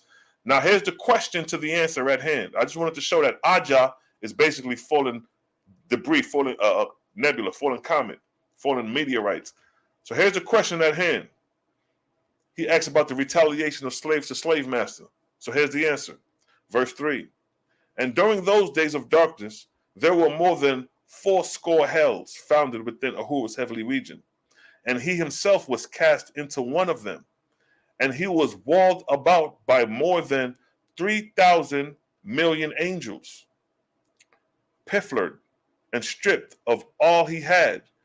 And his remaining sub-gods were also bound in hell and robbed of all they had. Huh? So here he goes. So let's go to slave master. Here goes slave master. as presently the spirits ran for the kings and queens' soul of them who had been tyrants on earth. Huh? Wasn't slaves tyrants to slave master? So this is basically saying, and presently the spirits ran for the slave master and the slave master's wife souls of them who had been tyrants on earth, and they caught them and brought them and cast them into hell, also taking vengeance on them with stripes and foul smells. That's what slaves are doing to slave master in heaven. And hundreds of them and hundreds of thousands of spirits went and gathered foul smells, pons all heaven, and cast them into hell, pons all heaven, and surrounded the hells on every side with foul gases, so that none could escape. Slave got the slave master in pons all heaven. We reading it right here. And if you're still not convinced, let's go down to this verse and put the nail in the coffin. So desperate became the madness upon them that even the tormentors rushed in, making a frolic of madness. Here's the catcher. Here's the catcher. And whomsoever had an enemy on earth, huh? Wasn't slave master enemy to us on earth? What does it say? Whosoever had ever had an enemy on earth now ran for him and caught him in Hades and brought him. So slave master got caught by slaves because those were the enemies to slave, and he brought his ass in Hades. And others helped, meaning the other slaves helped bring slave master into Hades, into hell. And they took and cast him into the torments of hell. And those who had been slaves, huh? Those who have been slaves hundreds of years to Ahura and his false god. That's like those who have been slaves to a slave master and his servants now caught everyone they could lay hands on and drug them into hell. That's what's going on with slave and slave master. Slave master is getting his ass drugged into hell, cast into hell with foul gases, and now his ass is sitting in Ponsal heaven. So there goes the question, the answer to your question. Are the slaves retaliating? Goddamn right they're retaliating. So don't feel bad for the slaves for what slave master did. Slave master getting his due just as we speak. He getting his due just. See that? What you reap is what you sow. That's why the Creator said thou shalt not murder, because all those slaves that got killed and got lynched and got hung got vengeance on their soul for slave master. Huh? Let me show you some hanging slaves. Shit white folks don't want to talk about, don't want to admit, don't want to have a discussion about. Because that shit too goddamn much for them. Look at these depictions of your ancestors.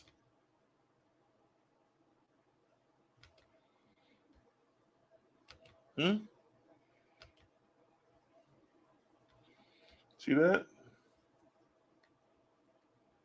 Let's say Confederate soldiers hang black woman in Darlington, South Carolina. See that? Who don't want vengeance for that? You think she don't want vengeance for that? You think she ain't got a mother and a brother and a family, little sisters, or probably kids of her own, and she getting hanged on a tree by these Europeans? You think she ain't got vengeance and hate in her heart for these Europeans? What did the Oaspe say? And whosoever had been slaves hundreds of years to Ahura and his false gods now caught everyone they could lay hands on and drag them into hell. That's what that black woman is doing to any white man she see when she cross over in spirit. She's trying to drag them motherfuckers into hell for these. Look at that. You think the brothers ain't mad? Huh? Look at all them hanging from the tree.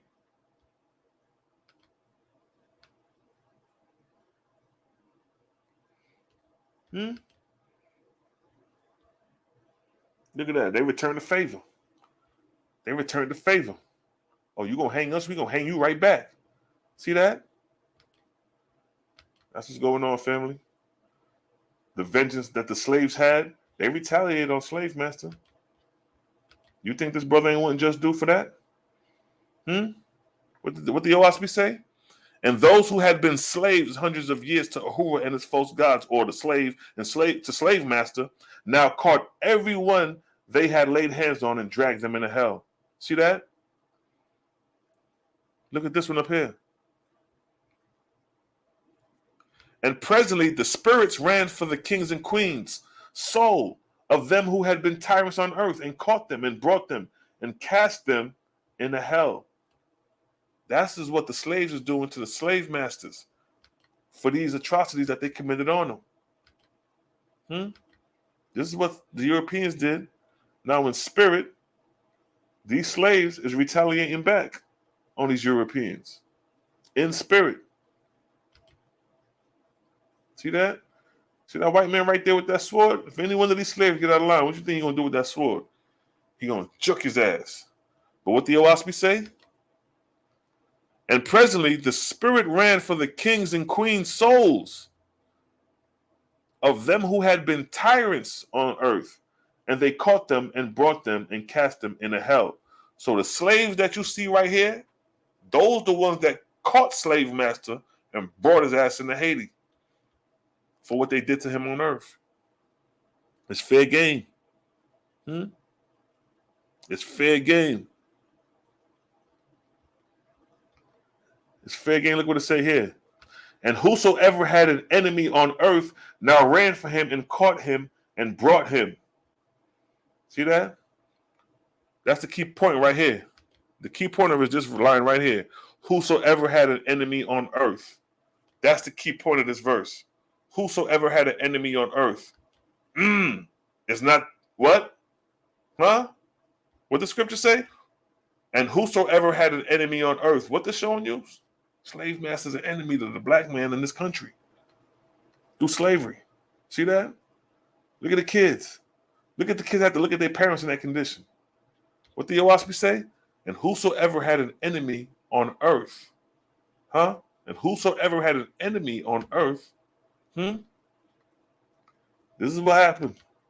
This is the physical. This is what took place in the physical. Look at that. Abraham Lincoln.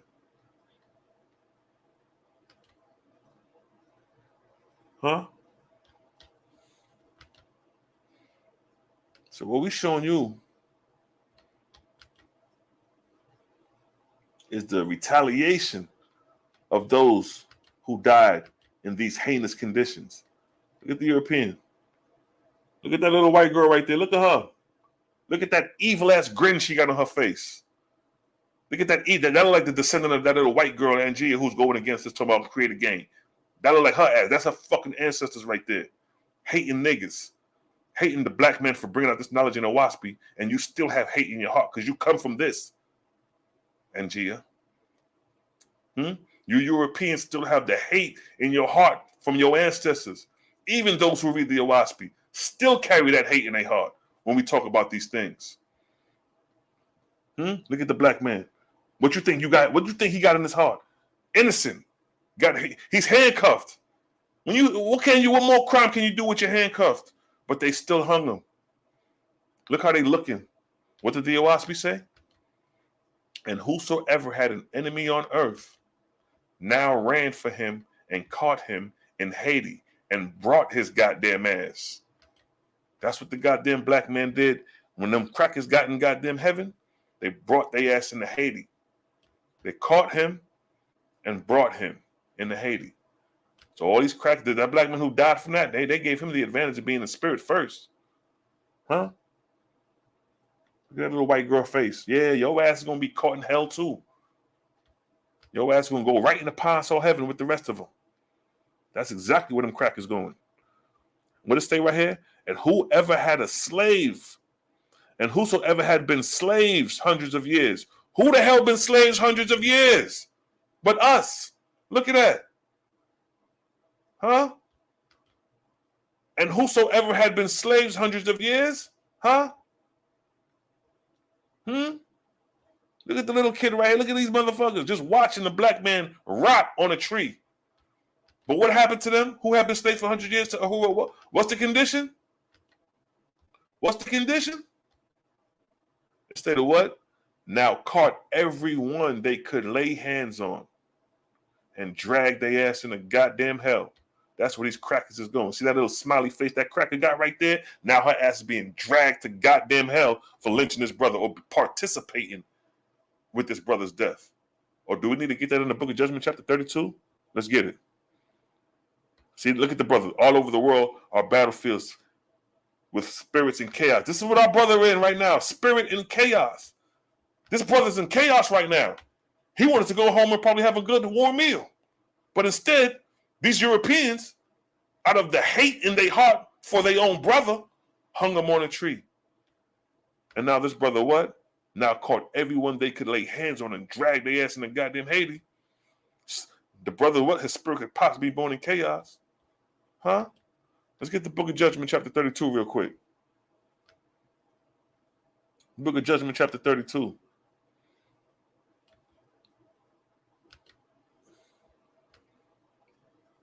Book of Judgment, chapter 32.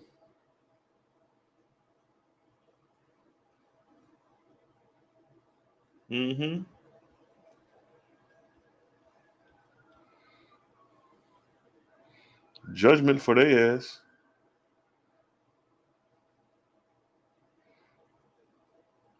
Oh yeah, where that one verse at?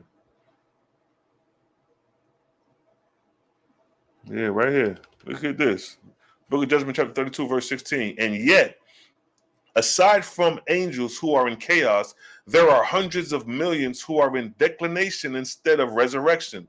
Such angels are those who in mortal life, were whipped, tortured, prisoned, mayhap, and what? Hanged. Hanged. Huh? In mortal life, they were hanged. What did Ajah say? Or otherwise put to death. Aside from these angels who are in chaos, there are hundreds of millions who are in declination instead of resurrection. Such angels are those who in mortal life were whipped, tortured, prisoned, mayhaps, and hanged. That's what slave masters did to you niggas. Hang. See that? So you are convicted in the Oaspe for doing these atrocities. White man, white woman, you stood around and watched us get hanged and lynched and think you're going to be the gatekeepers of Oaspe? No, we the gatekeepers. We the one who suffered the trials and error through America. We are the children of Israel, the children of Moshe that the Oaspe talks about, the copper-colored race. We run the Oaspe. This revelation is for us, not you. The revelation in the Oaspe that talks about your behavior is barbaric. In the Oaspe, when it talks about liberating the slaves, he said we got to liberate the slaves from who? The barbarians. Who are the barbarians? These Caucasians that committed these atrocities against our people. Y'all don't want to talk about that, though. Y'all want to skip this part. Y'all want to skip who the chosen of God is. The chosen people of the Creator. The copper color race. The white and yellow people up out of here. The pygmies, they gone. We running this shit now. Didn't they say that the copper color race was going to be a glory unto the world and be the dominant factor of the world? The copper color race. That's who we are. Look at the brother. Y'all done whipped him, torched him, cut off his Johnson and all that. Look how they treat us on the auction block. What did Oaspe say? Hanged.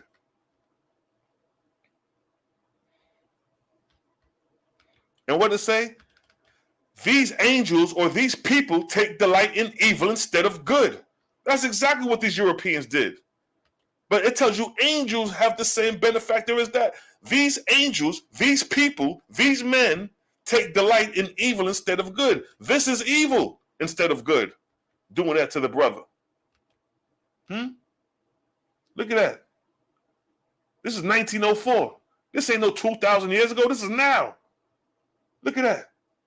Enslaved by the European. He's holding up a chopped off hand.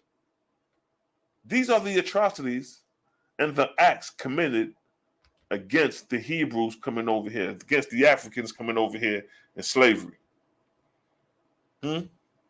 These angels take delight in evil instead of good.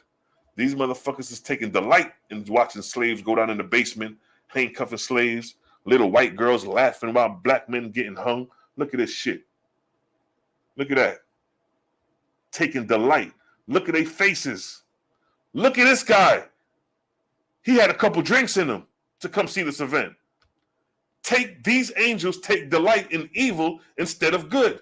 They're delighting in evil. Not just one or two, a whole race of people. What does that say? Jehovah say, you're not just judged individually, you're judged as a nation as well.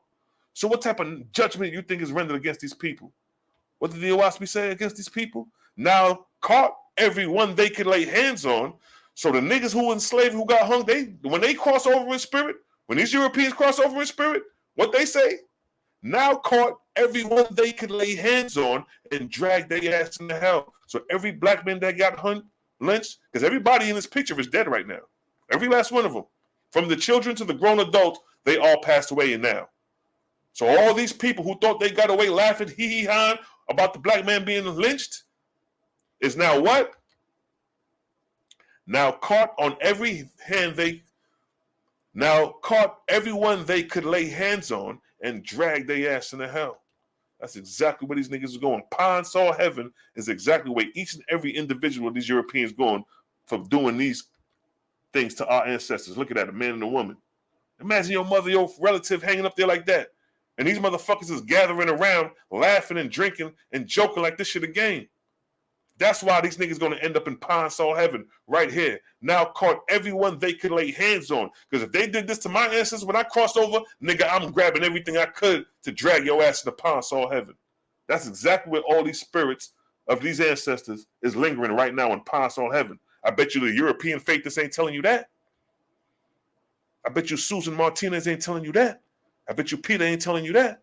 I bet you NG, all them crackers over there dealing with the European faithists, not dealing with this. They don't want to talk about this. Huh? This is modern time. This is Cosmon.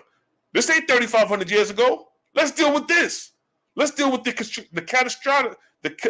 catastrophe, whatever, how you pronounce the word, my tongue twisting, but you get the idea. Let's deal with the genocide that your people did on our people in this soil, on America. We don't know. None of us knew what happened in Europe before we came to America. None of us knew what happened in Africa before we came to America. We're starting all fresh and new, starting from when niggas and Europeans landed on this country. We had fair game to be peaceful to each other. It was fair game. The Native Indians was already here, had the peace policy placed in order already. So when the Europeans came over here, they broke the peace policy and gave niggas smallpox and started genocide among the men, killing off the men and raping the women. Huh? And then they brought the slaves in and started slavery, all under the watch of the European. When you could have took the route of being righteous, but instead they did what? What did they do instead? These angels, these people partook in delight instead of good. So instead of being righteous, you rather do this shit. You rather hang niggas. Huh? But ain't no European faith that's talking about this. Y'all ain't addressing these factors. These are your ancestors. You think you're going to be, look at this nigga's face. Look at him. He's smiling. These are the descendants of every European in this country. And we are the descendants of every man lynched in this country. This is why the great judgment is going to be based right here in America for these catastrophes, for these genocides. When I read the Passover, when I did the curse of Moses in the Passover, what happens if man did that? What happens if the slave decided, 4 million slaves gonna take a goat and put a curse on the European for the 400 years of slavery, and every firstborn European dropped dead? That's what Moses was going through with the Egyptians, that we had to go through with the Europeans today. So it's real, family. It's real. Don't let nobody fool you. We the true faithists of the Oaspe. The Oaspe is the revelation for us and none else. And none else in the blood clot. Let the rhythm run. Run the rhythm.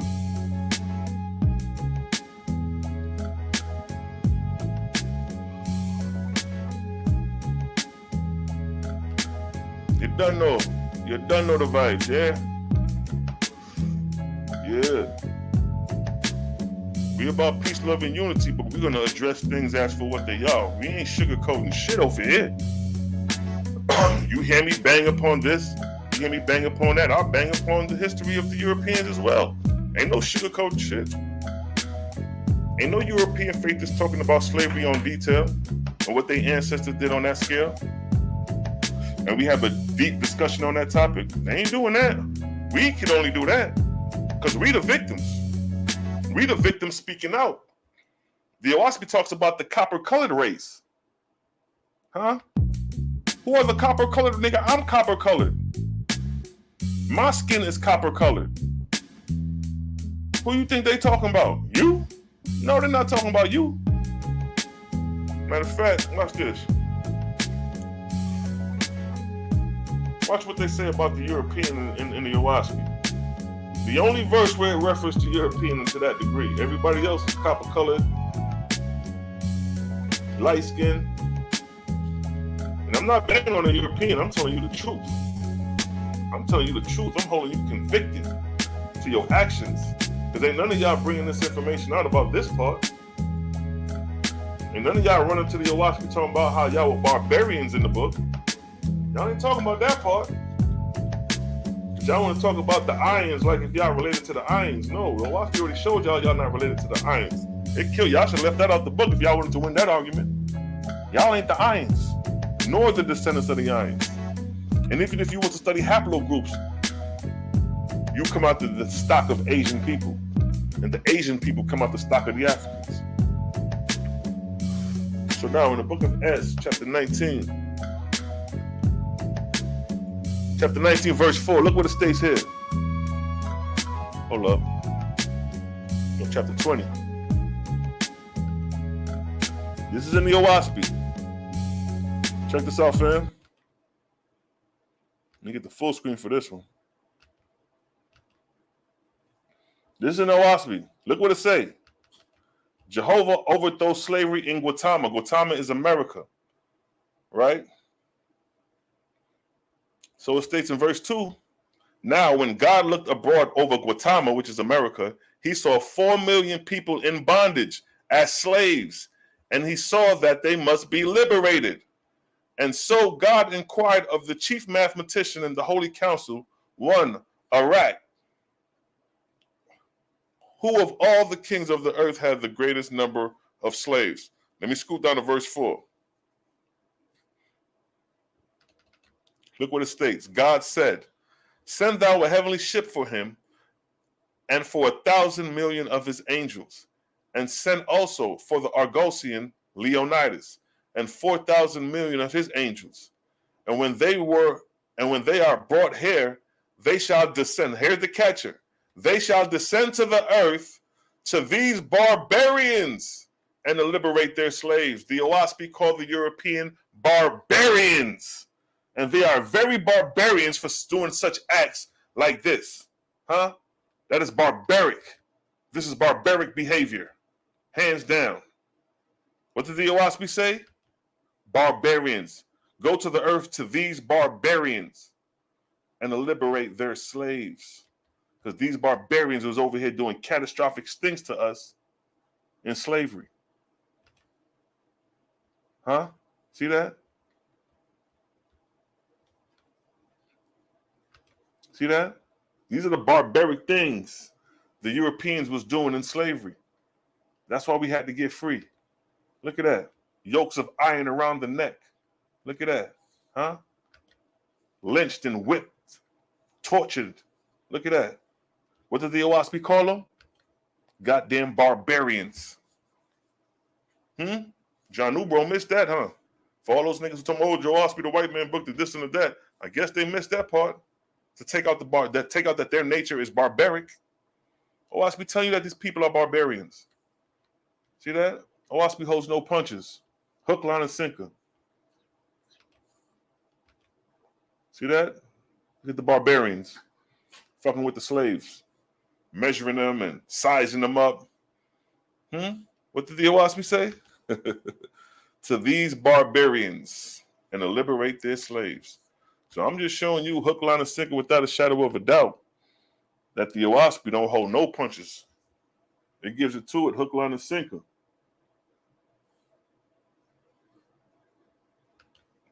You might like Peter. I spoke to Peter for like 2 hours one night. He blind. Me and him had a good discussion. Peter cool. I spoke to Peter. He good peoples. But I'm just telling you the truth of history. This is history we talking about. I mean, good things we living in a time when we could talk about these things, because if we was living back then, nigga, ain't no conversion. Peter would have been the enemy. And he would have been an enemy to us, because it was blacks sticking with blacks and Europeans with the Europeans. There wasn't no goddamn intermingling. It was like, nigga, there they go. Watch them. They coming for trouble. They barbaric.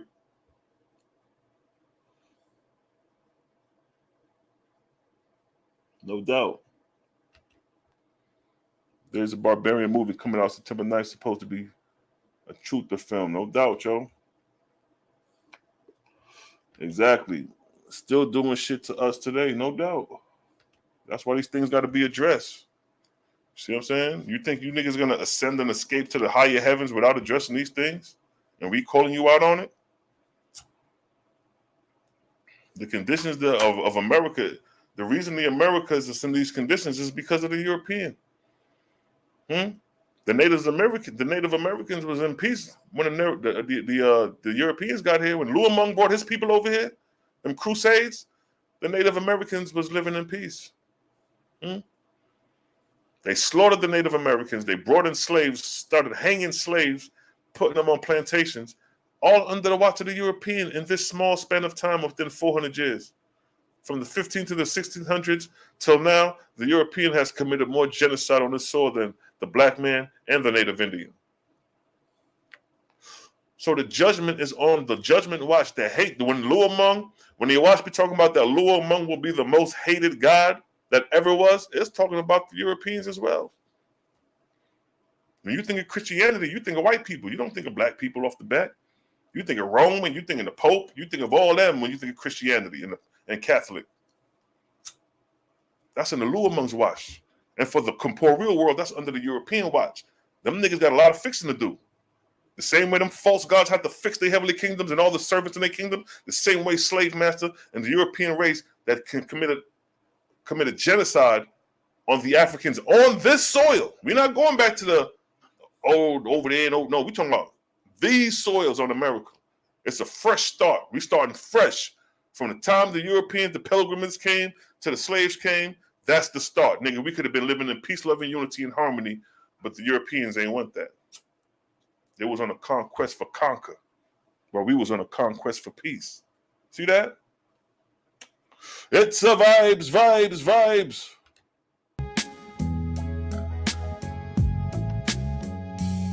She's a fake faithist. There's many of them running around.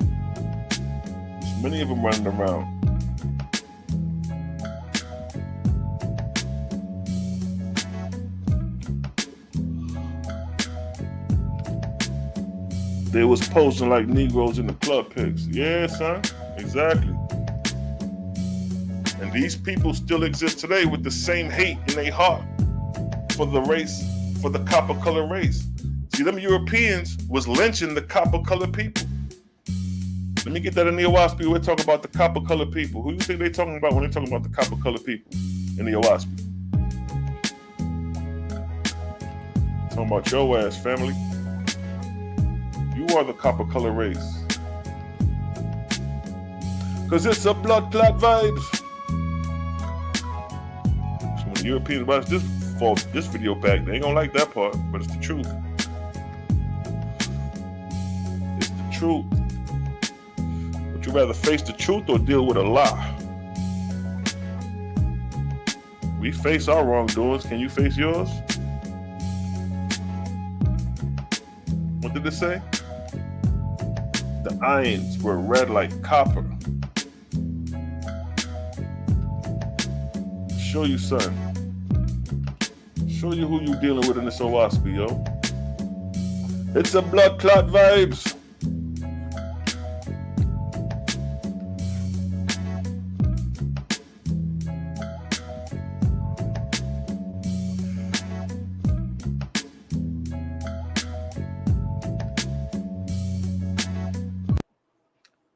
Yes, family.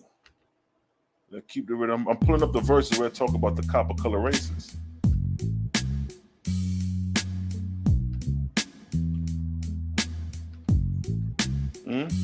It's a vibes, vibes, vibes.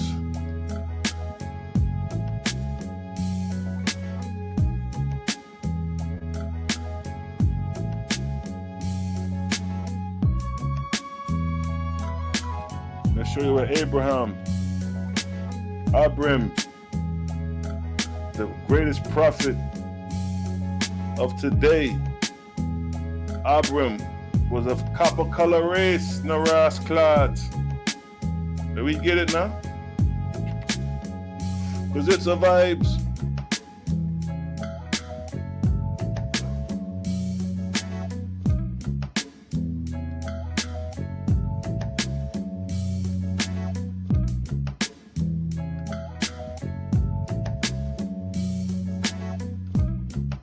Yes, family. You know how we do. When it's a blood clot vibes, bringing you all the vibes. Jehovah vibes, creator vibes, and none else. We acknowledge none else but the creator when it comes to acknowledgement. It's a vibes.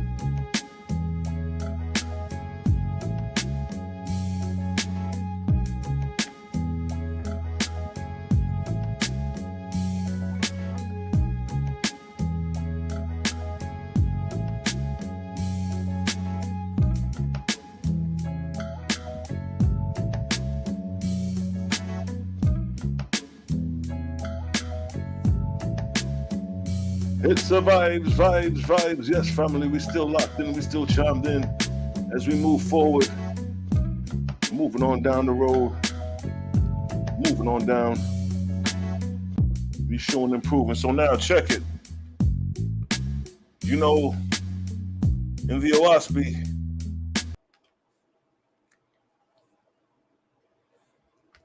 it talks about the hanging of the slaves, but notice,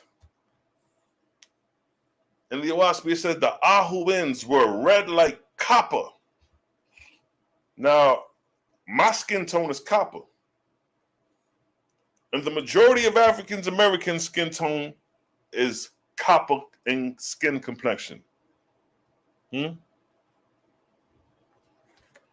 So it says the Ahuins was red like copper. It says the Ahuins, the copper-colored race.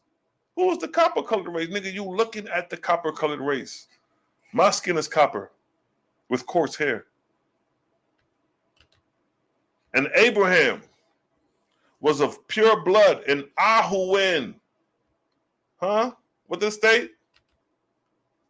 Wait is Abraham was of pure blood in Ahuin. What is the complexion of an Ahuin? Red like new copper. Copper-colored race. Abraham was of pure blood Ahuin, so he was copper-colored. And the light of Suez had been with his forefathers and foremothers since the flood. And he was large and red like what? New copper. They're describing Abraham, the prophet Abraham, the one who had Isaac and Jacob. He was red like new copper. Basically, he was brown. He was a brown-skinned man. And then he had what? He had black hair, long, and a long beard. I got black hair. I could have a long beard. You see the Rastaman them with the long black beards or the long beards? And this is in Persia. Fierce to look upon. Huh? Abraham was fierce to look upon.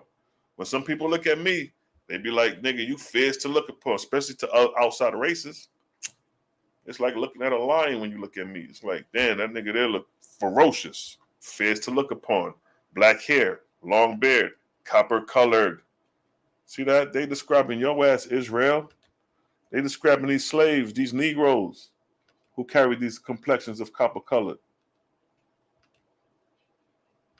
See that? Copper color. That's copper skin tone right there. What do you say? The Ahuins were red like new copper. Copper. And she's like copper burnt in the furnace, like they described the Messiah. Huh? Red like new copper. Ahuins were red like new copper. The Ahuins, the copper-colored race. This is the copper-colored race. Yo ass. Right here in America, the chosen people. The copper-colored. Abraham was fiercely looking for him black, and Abraham was what? Red like new copper. They let you know that, nigga, these copper colored people, they talking about us. Huh? They talking about your black ass, Israel. Look at this lady right here, copper colored. Copper colored. That's brown. So now, we just showing and proving that the copper colored race that is mentioned in the Oaspe is our black ass. The ones who came over here in slavery, the children of Moses. Like in the Oaspe say, the children of Moses is going to come across the Atlantic and meet the children of captivity. Huh? We them people.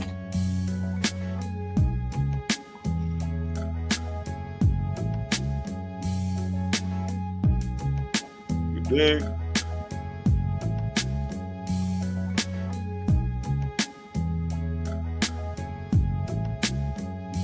It's a vibes. We just vibing, family.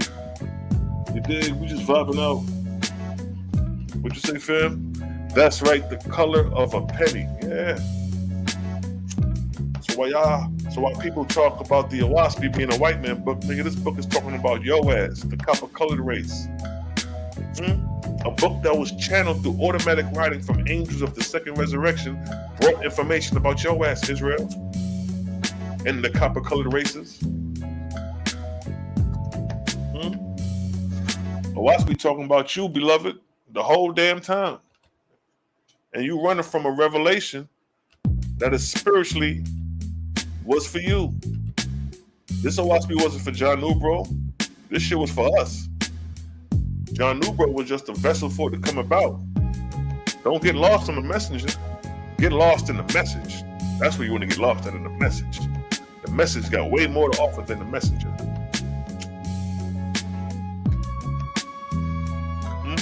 This revelation was for you.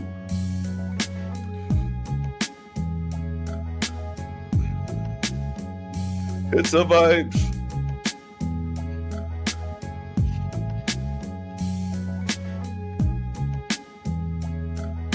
Need a chopped and screwed version of this beat. You're done, no king.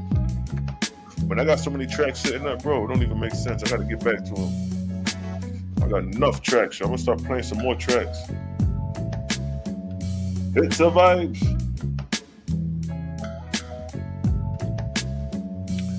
I dig, but my people been here. Yeah, the Guatamites. You had the indigenous people that was here, and then you had the slaves that came over here. The slaves that came over here were the Hebrews, mentioned in the book of Leka when it talks about the children of Moshe will have a 3,400-year journey. Let me see if I can find that real quick. But the Guatamites was already over here. The Guatamites been here since the flood, and they ain't been nowhere else. All the migrational patterns been from the children of Shem, Ham, and Japheth, but Gautama stayed in their regions. There is no history of Gautama like coming over here to Shem or the Ham and the Oaspe. Gautama mainly stayed in their quarters, but the other tribes is the ones who really migrated and moved around. It survives.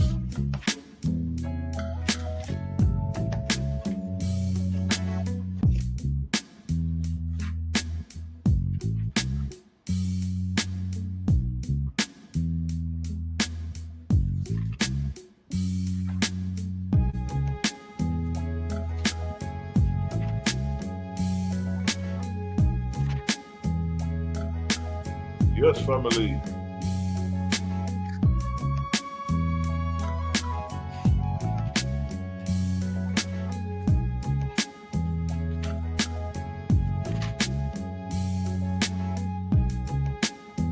Now we're going to go to the book of Leka, son of Jehovah, chapter 4. Chapter 4, verse 12. Book of Leka, chapter 4, verse 12. That's where we headed. Book of Leka.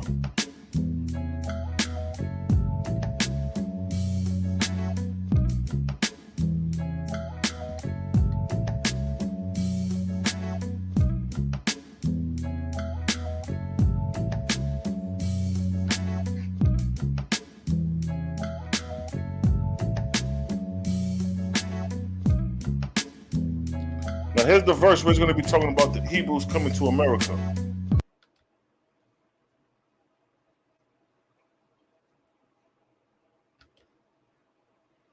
Now, verse 12 states, and Capelia shall deliver the faithless of India, and China shall deliver the faithless of Japheth. Now, this is during the time of Moshe, so this is 15th century BC. And Moses shall deliver the faithless of Egypt, and this also shall thou put upon Moses and his people. He shall lead his people westward.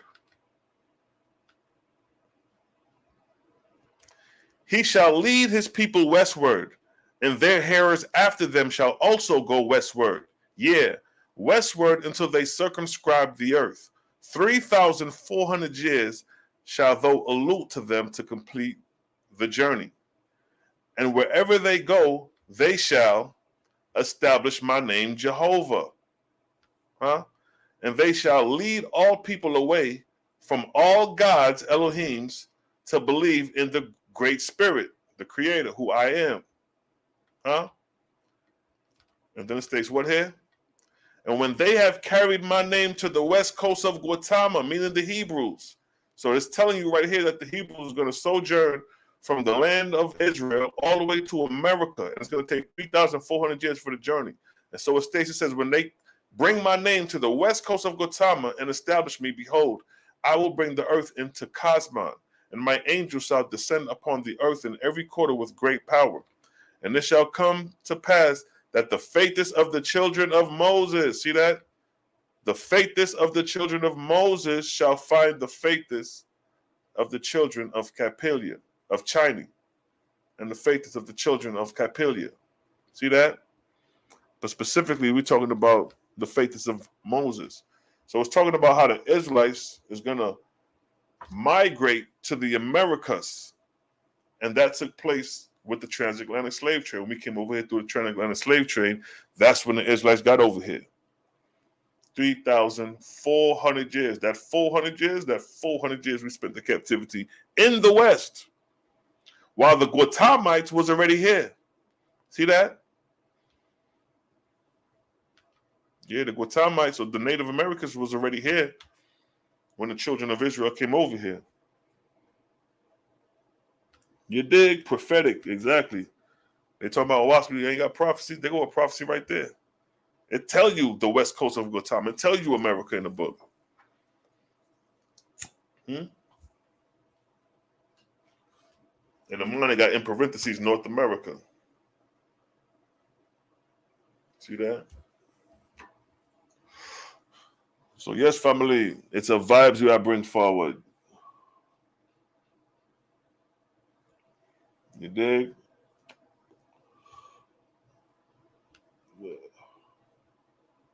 So that's just how we're moving, family.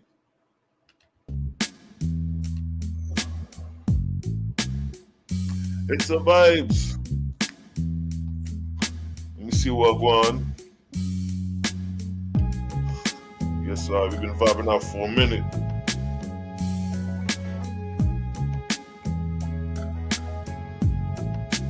Yes, we've been vibing out for a nice little minute, yeah? It's a vibes, vibes, vibes.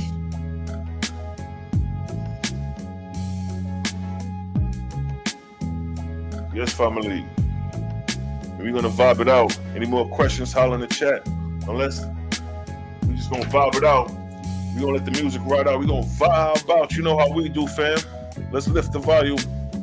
You got a question, holler.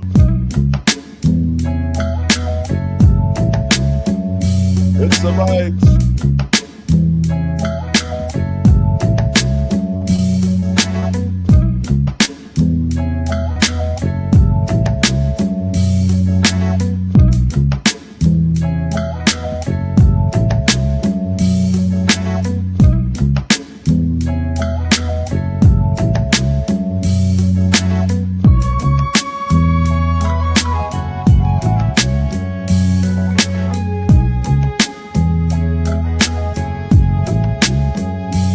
The vibes, vibes, vibes. Yes, family, large up yourself, big yourself.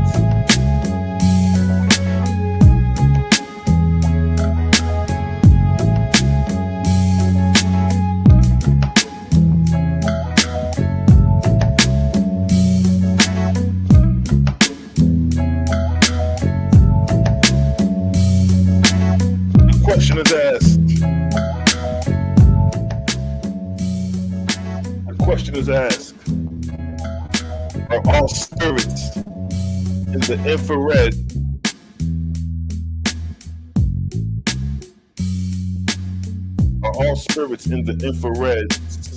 same side of the spectrum? Now, spirits that are in the infrared, the microwave and the radio frequencies, those are slow vibration frequencies. So you'll find a lot of the drudgian spirits of darkness. Those spirits will be found on that end of the spectrum.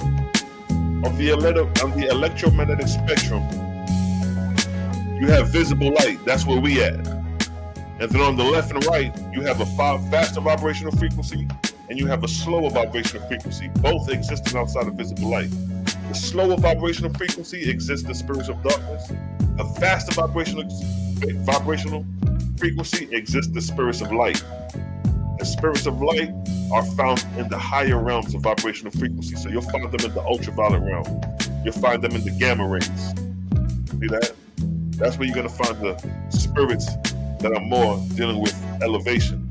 The spirits that are dealing with declination is going to be found in the infrared, the radio wave, the microwave. Those are the lower vibrational frequencies of the spectrum. Those frequencies are long wavelengths. Let me give you a depiction of the frequency one more time.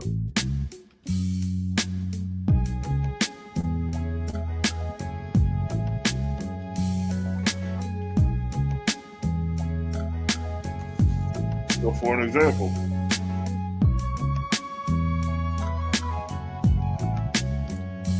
example, right? When you look at the electromagnetic spectrum, visible light is what we see. Now, on the left, where the purple is at the extreme, and on the right, where the red is at on the extreme, those are the bordering lines of visible light. That's the bandwidth. So when we look at the left, where it's purple, anything outside of that will fall into the ultraviolet.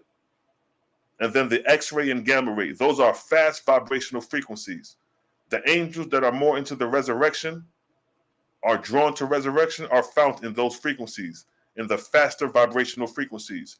The angels that are in darkness, the drudges, they are found on the other spectrum of visible light and outside of visible light. So those angels will fall in the infrared and the radio wave. Those are long wavelengths. And those spirits are moving in a decline, and they're moving slower instead of increasing in frequency. We are to increase in vibrational frequency because the atmospheric layers belonging to the earth are based off vibrational frequency. So when you get to the highest atmosphere in heaven, the vibrational frequency is moving very fast. But the closer you get to the earth, the vibrational frequency is moving slower. So angels exist outside of visible light, depending on the vibrational frequency of their spirit. If they're moving at a high rate, they'll exist in the ultraviolet, X-ray, and gamma ray. If they're moving at a low rate, they'll exist in the infrared and the radio waves. And that's where you have it, my brother. You dig? Because it's a blood clot vibes.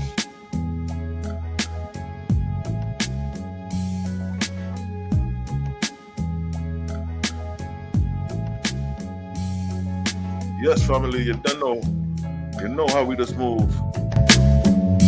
It's a blood clot vibe.